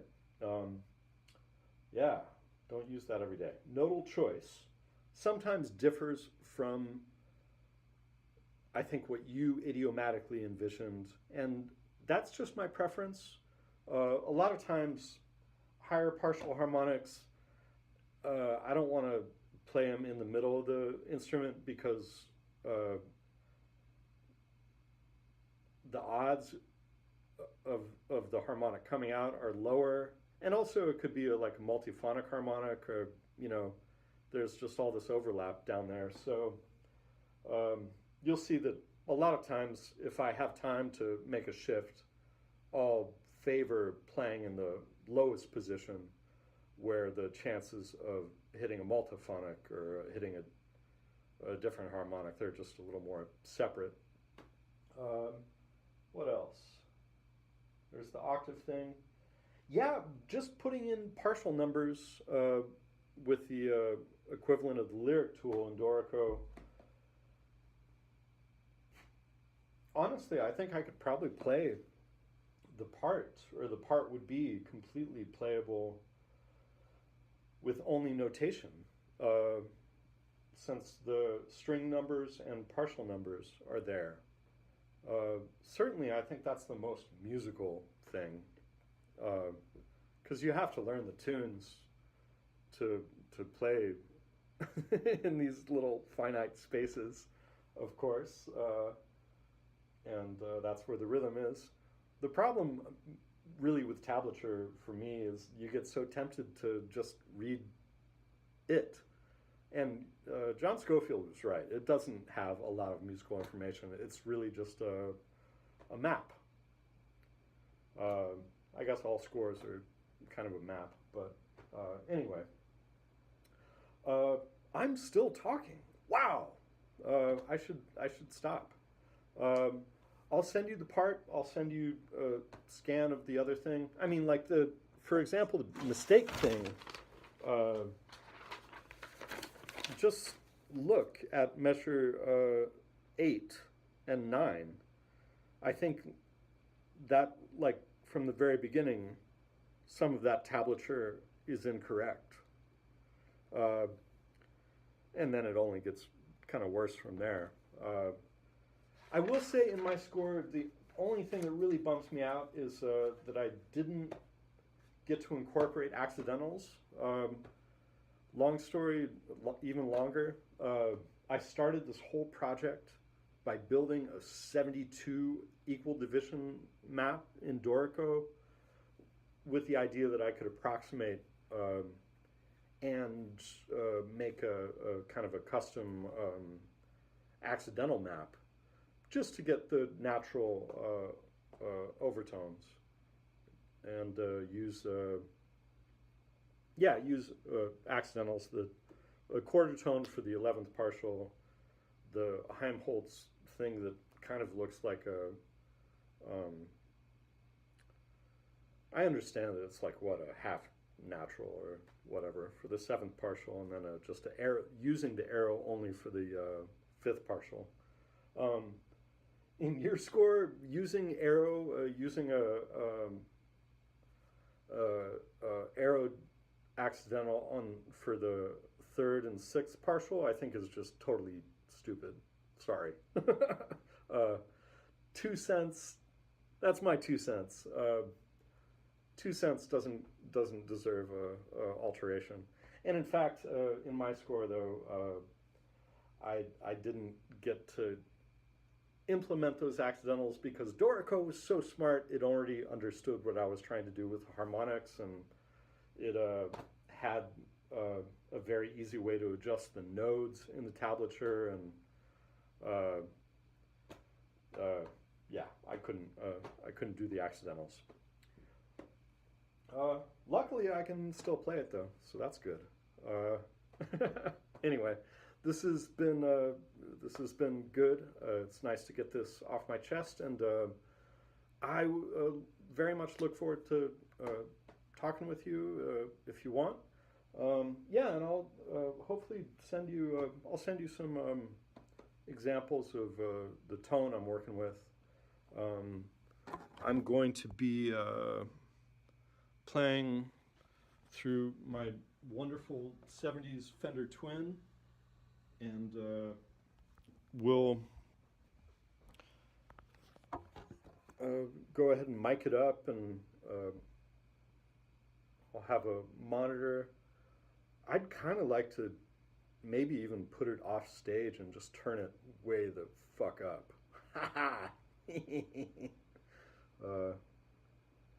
Anyway, cool, dude. Yeah.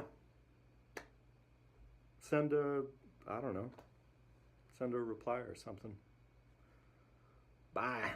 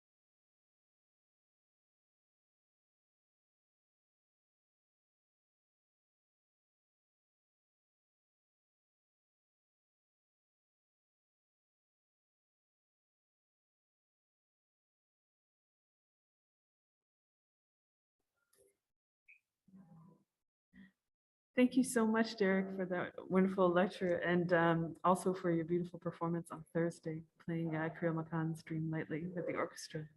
So the first thing I want to say is to the audience that's watching, if you want to ask a question, just put it in the YouTube or Facebook chat, and we will see it right away. If there's anyone here in the Zoom room that would like to ask a question, you can just unmute your microphone and ask away. I have a question for you right off the bat, though. I don't know if something, you may have covered it up slightly earlier in your lecture when I wasn't able to see it, but I really wanted to ask you about your work with Daniel Cadane, because I understand he just wrote you a new piece. Yes. Yeah, we premiered it last week in Milwaukee with the great new music group, Present Music. They've been active for 40 years. Doing great work, commissioning new pieces.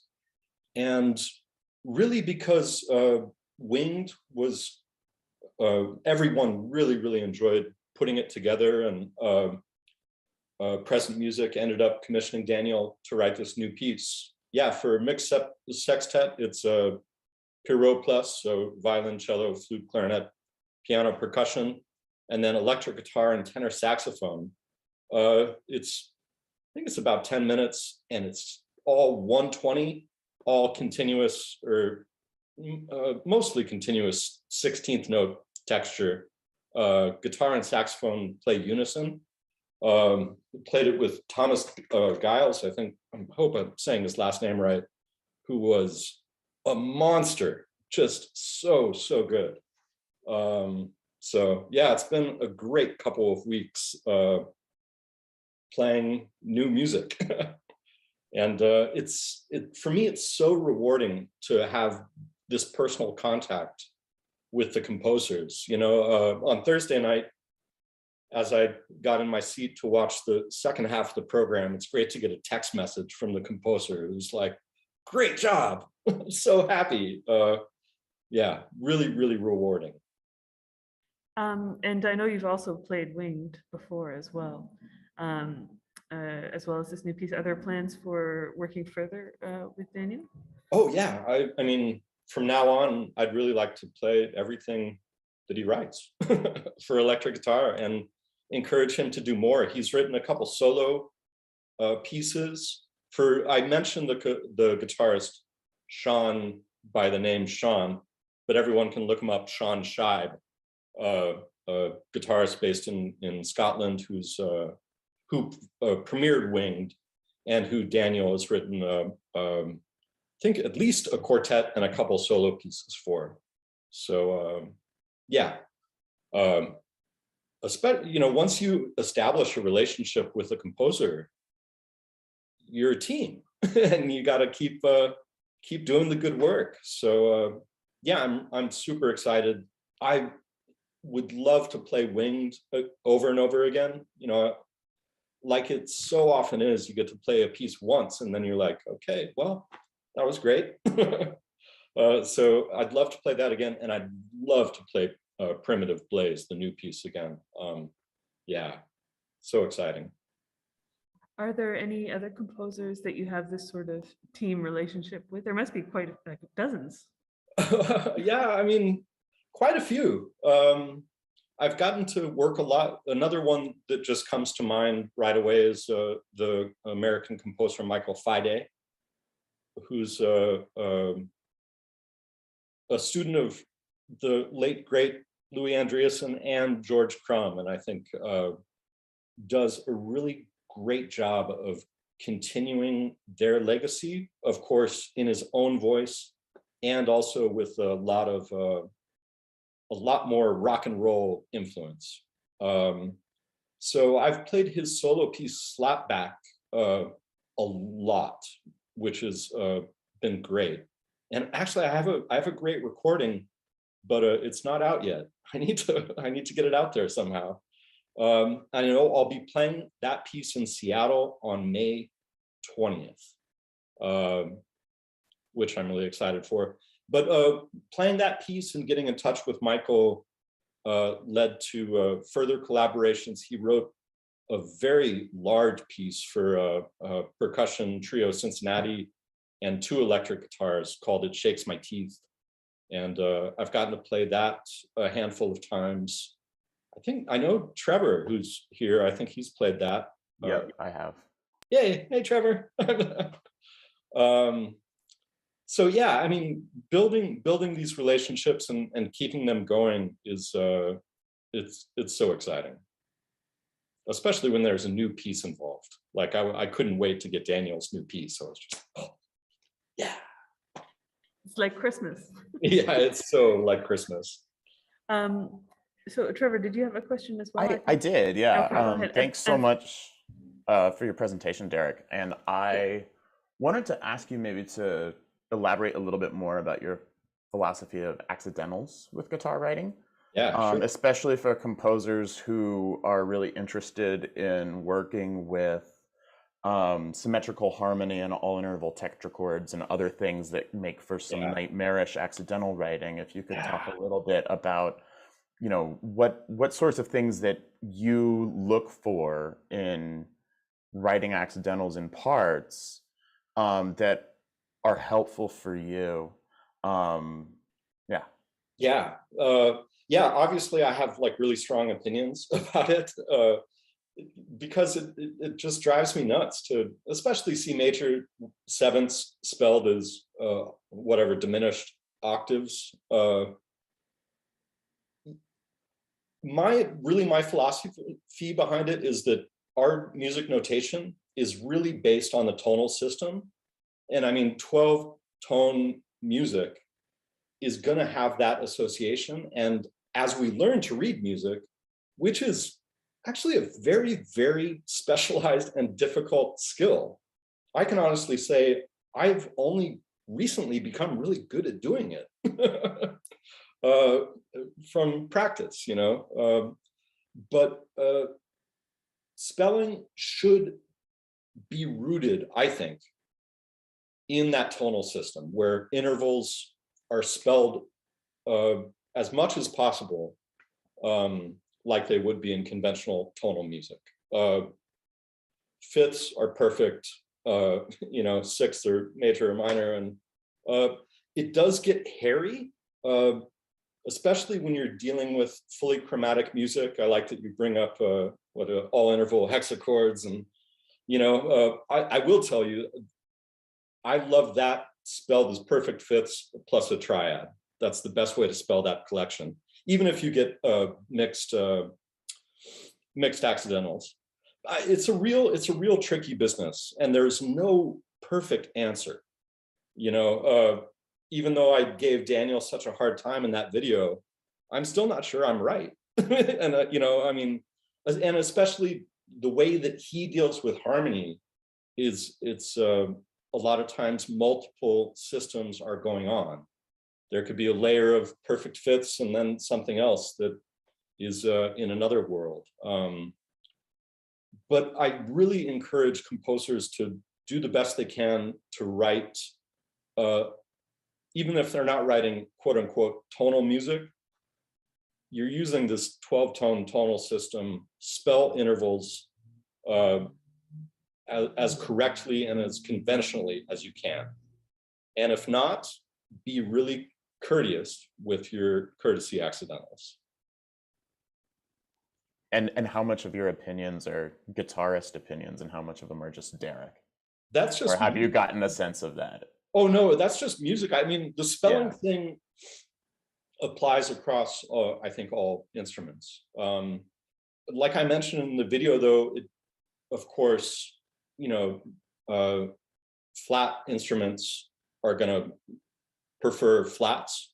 You know, just talk to a clarinetist about, you know, reading a piece with 5 or 6 sharps, and they're like, yeah, thanks.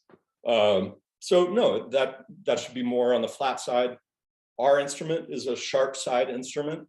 You know, if you think about the circle of fifths, all our open strings are on the sharp side.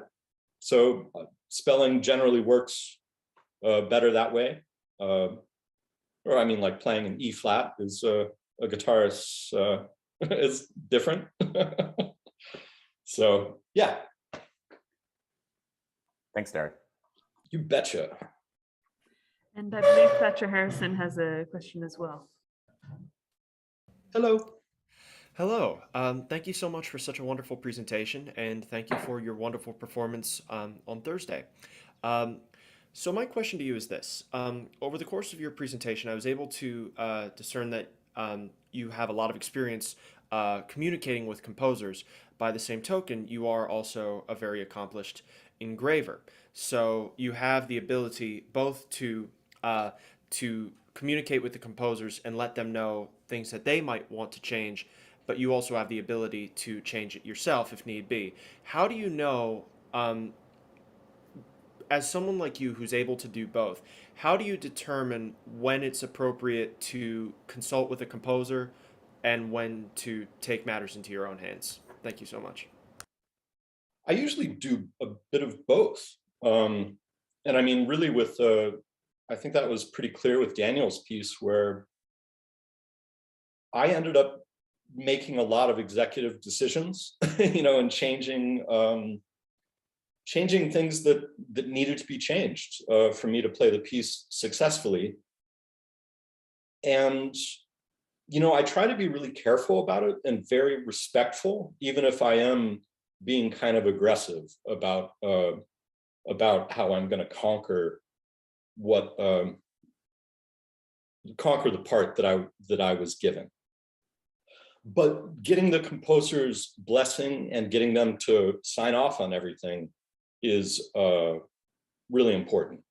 And I'm always happy to be wrong. I've been wrong about so many things.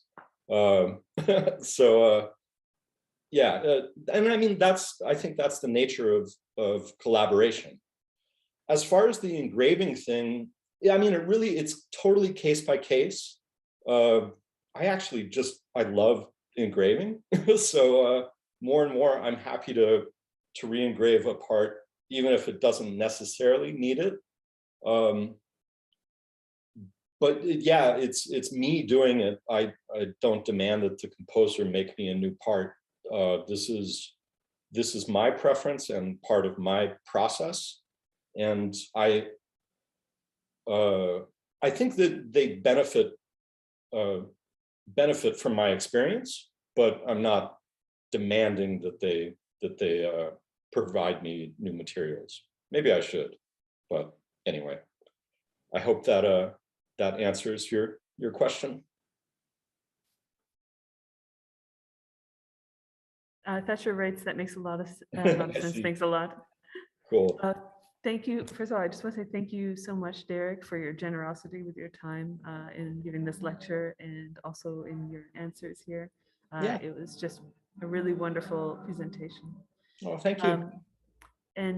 So we're just going to move to our last lecture of this morning. Okay. It's going to be Ed Cooper, so just in a few minutes. Okay.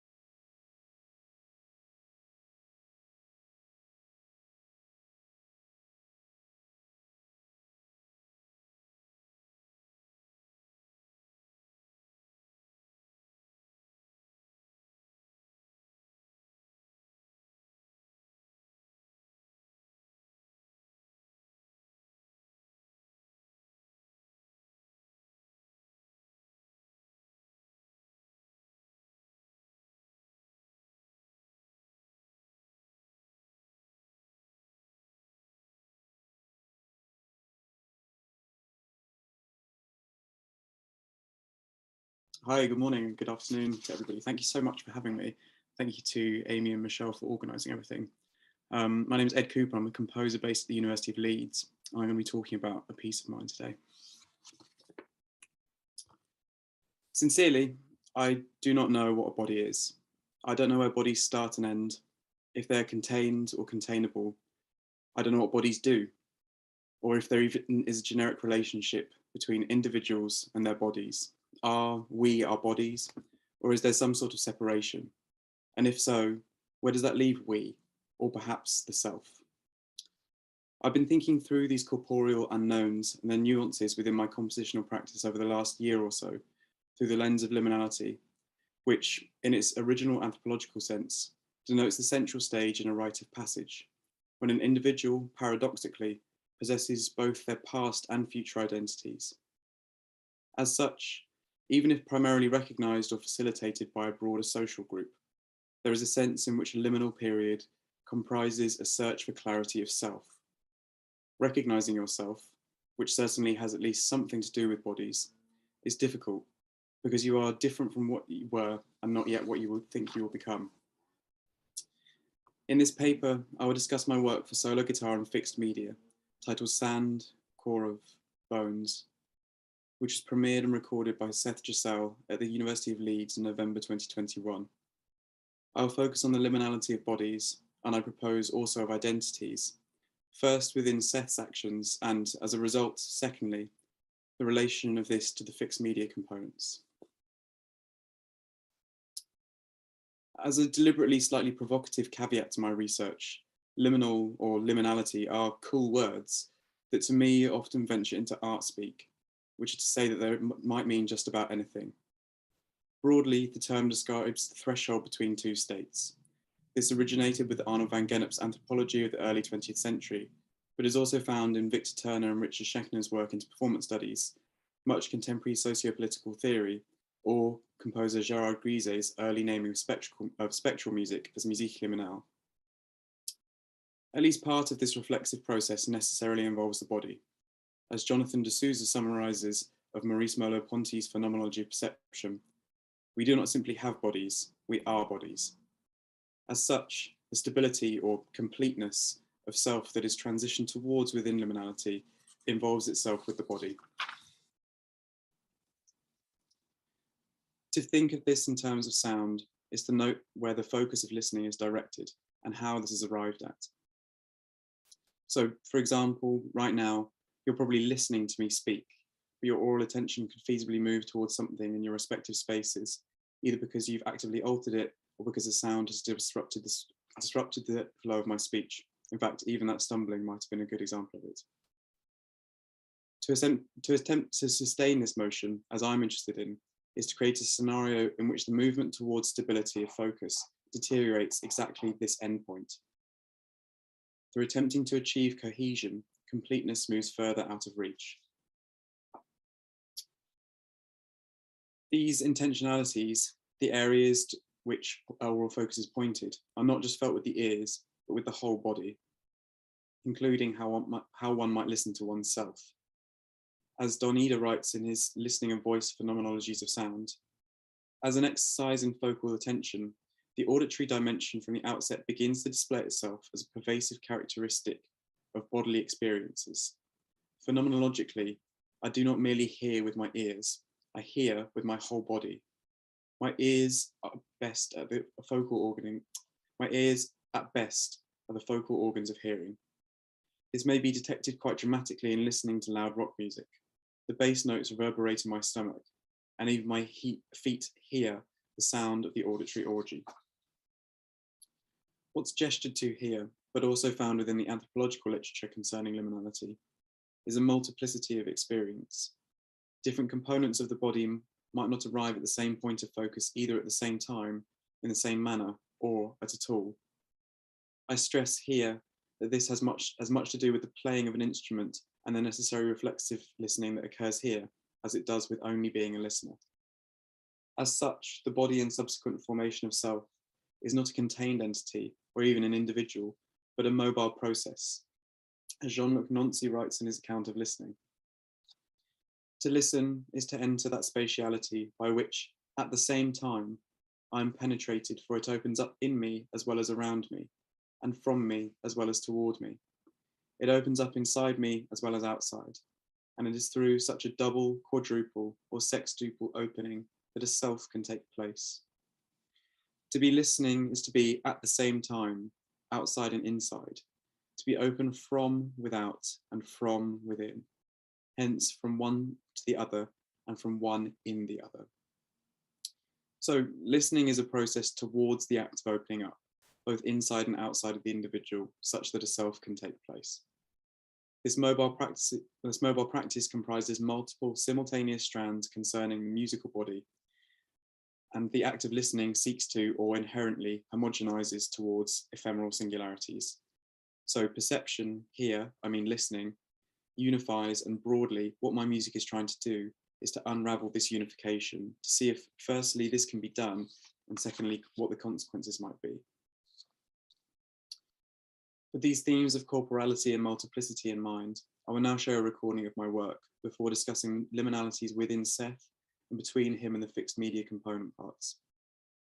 I should say, as is often the case, but particularly apparent here, there are some aspects of the live piece that have not been captured in this recording. The live version, which I think is more interesting and how I intended the piece to be, and therefore what I will be speaking about here, requires 4 stagehands to wander the space whilst holding speakers or their phones that are playing different segments of the fixed media. The recorded version takes these fixed media parts and emulates movement around a space through panning and reverb, and as such, I recommend listening with headphones.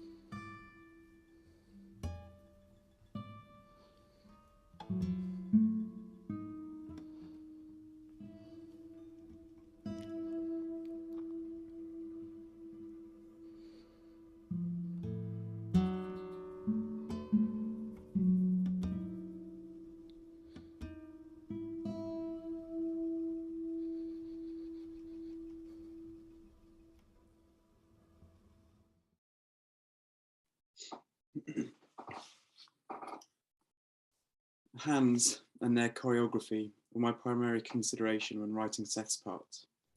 This is partly to focus in on the most visibly obvious of playing the guitar, but also considers, as Raymond Tallis writes in The Hand, a philosophical inquiry into human being, that despite the hand being indisputably a bodily structure, it simultaneously plays a role in going beyond only the body in a physical, detached sense and towards notions of self and identity.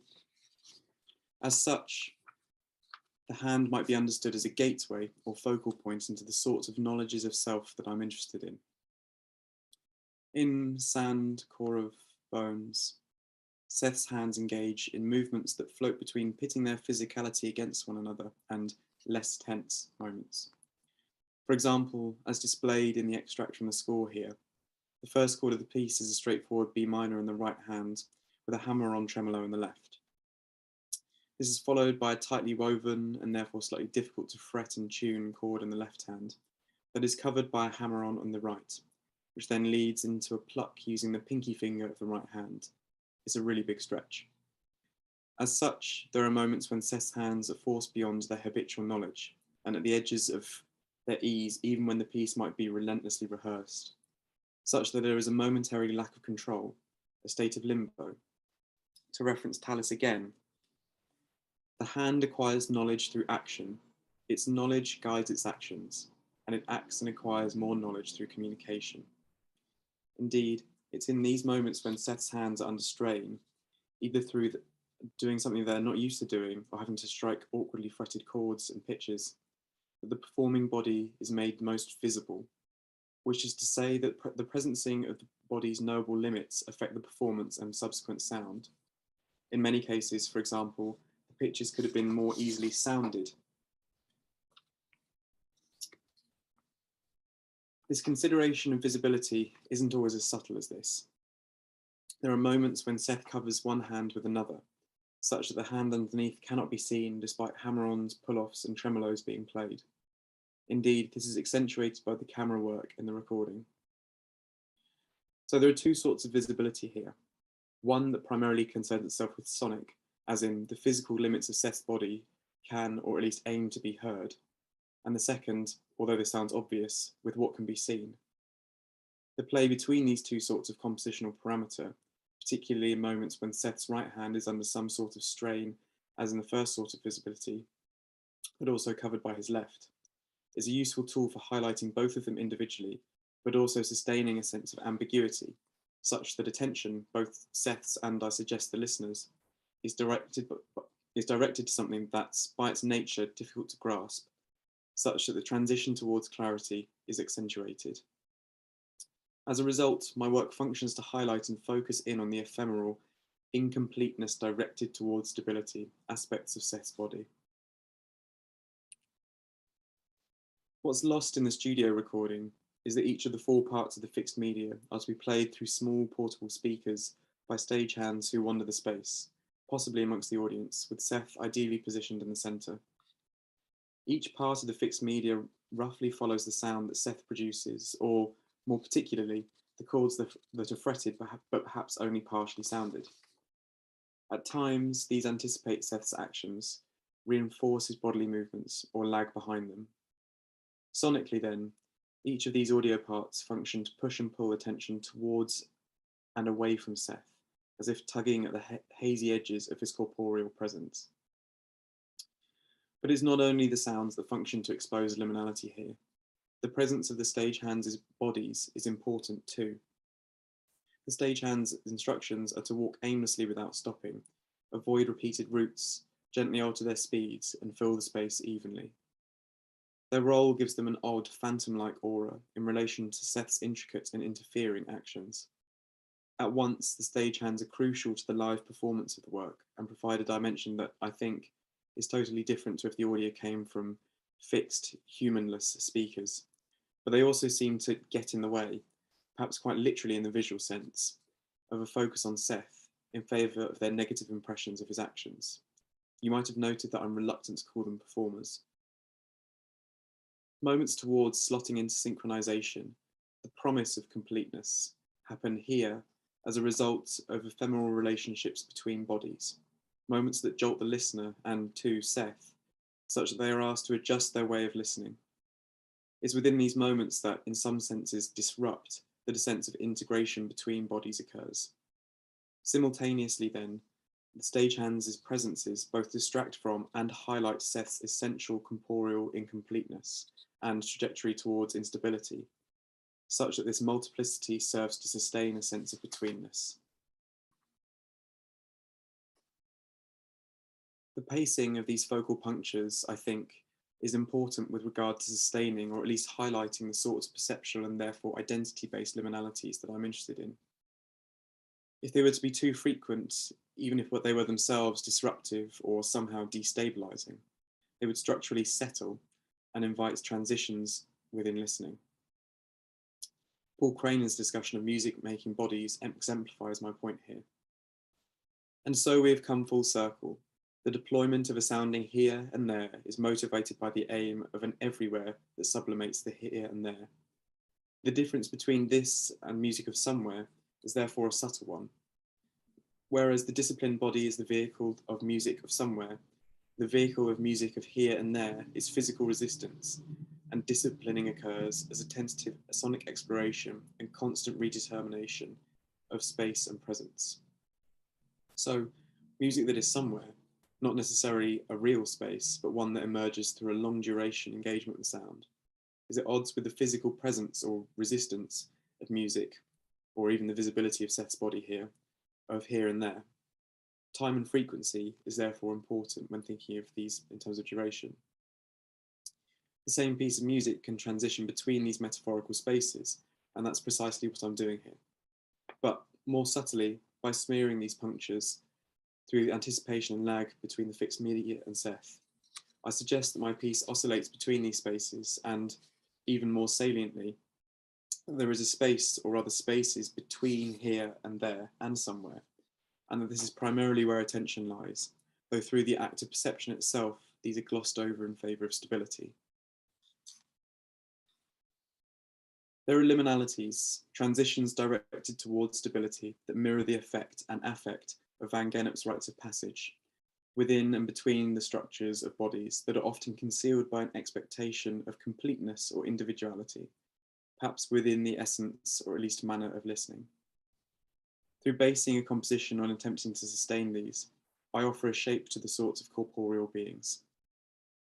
By being invited to listen to Seth's body here, or attempt to listen to itself, bodies, and therefore I suggest the self, are presented as a constellation of transitions, with an intentionality towards a faltering singularity, made misleadingly achievable through the connection with others. Thank you very much. There's bibliography. Thank you so much, Ed. Beautiful music and a very interesting way of framing your ideas around the piece and Seth's performance. So I would just want to mention to people who are watching online, if you'd like to ask a question, just do so in the YouTube or Facebook chat and we will see it right away.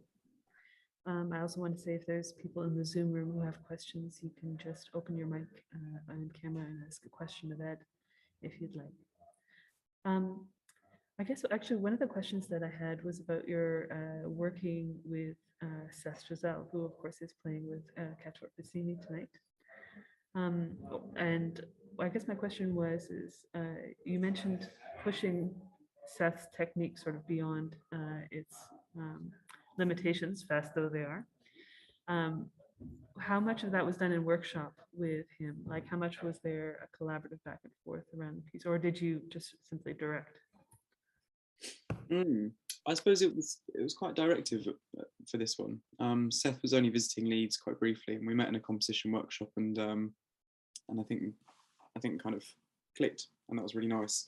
So there wasn't tons of back and forth for this. I suppose in terms of, you know, when I'm talking about like technique, like I suppose I'm not quite pushing that. I'm more kind of thinking about like the physical strain of bodies and kind of the contortion of hands. So I suppose that is technique, I guess, but maybe I'm thinking of it more as in like the real physicality of, you know, I'd love to write a piece that's for like a guitar that's like that big and you've just got to like get your hands right in there. So pushing the limits of hands rather than the limits of techniques, yeah. Yeah. And I also wanted to ask whether you have sort of applied this to your works for other instruments or other ensembles. Is this something that's like a thread throughout all of your work? As in a consideration of hands? I guess a consideration of the limits of bodies. Oh yeah, 100%. Yeah. So I've been working lots with heartbeats, and I suppose thinking about that's so, you know, I'm kind of interested in these sort of liminal spaces and trying to sustain them, and this kind of cohesion that you might look for within yourself. And heartbeats are really good at sustaining that, because as you do stuff, your heartbeat changes.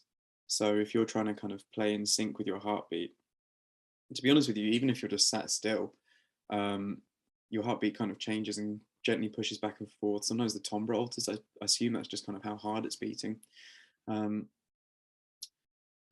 So asking performers to kind of play in unison or in synchronicity with something that by its nature is changing.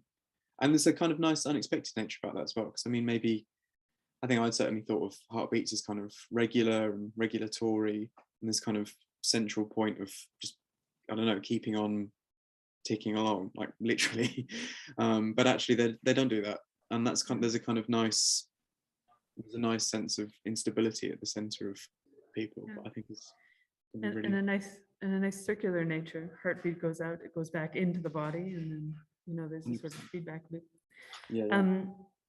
I just want to say thank you again for your lovely lecture and your performance, the performance that you played. We are going to sort of conclude our stream for today. I also wanted to mention to our audience that Kirill Makan will be doing his keynote lecture on Sunday at 4:30 p.m. So we will have about a 2-hour break before we start the stream one more time. So thank you again, Ed. Thank you.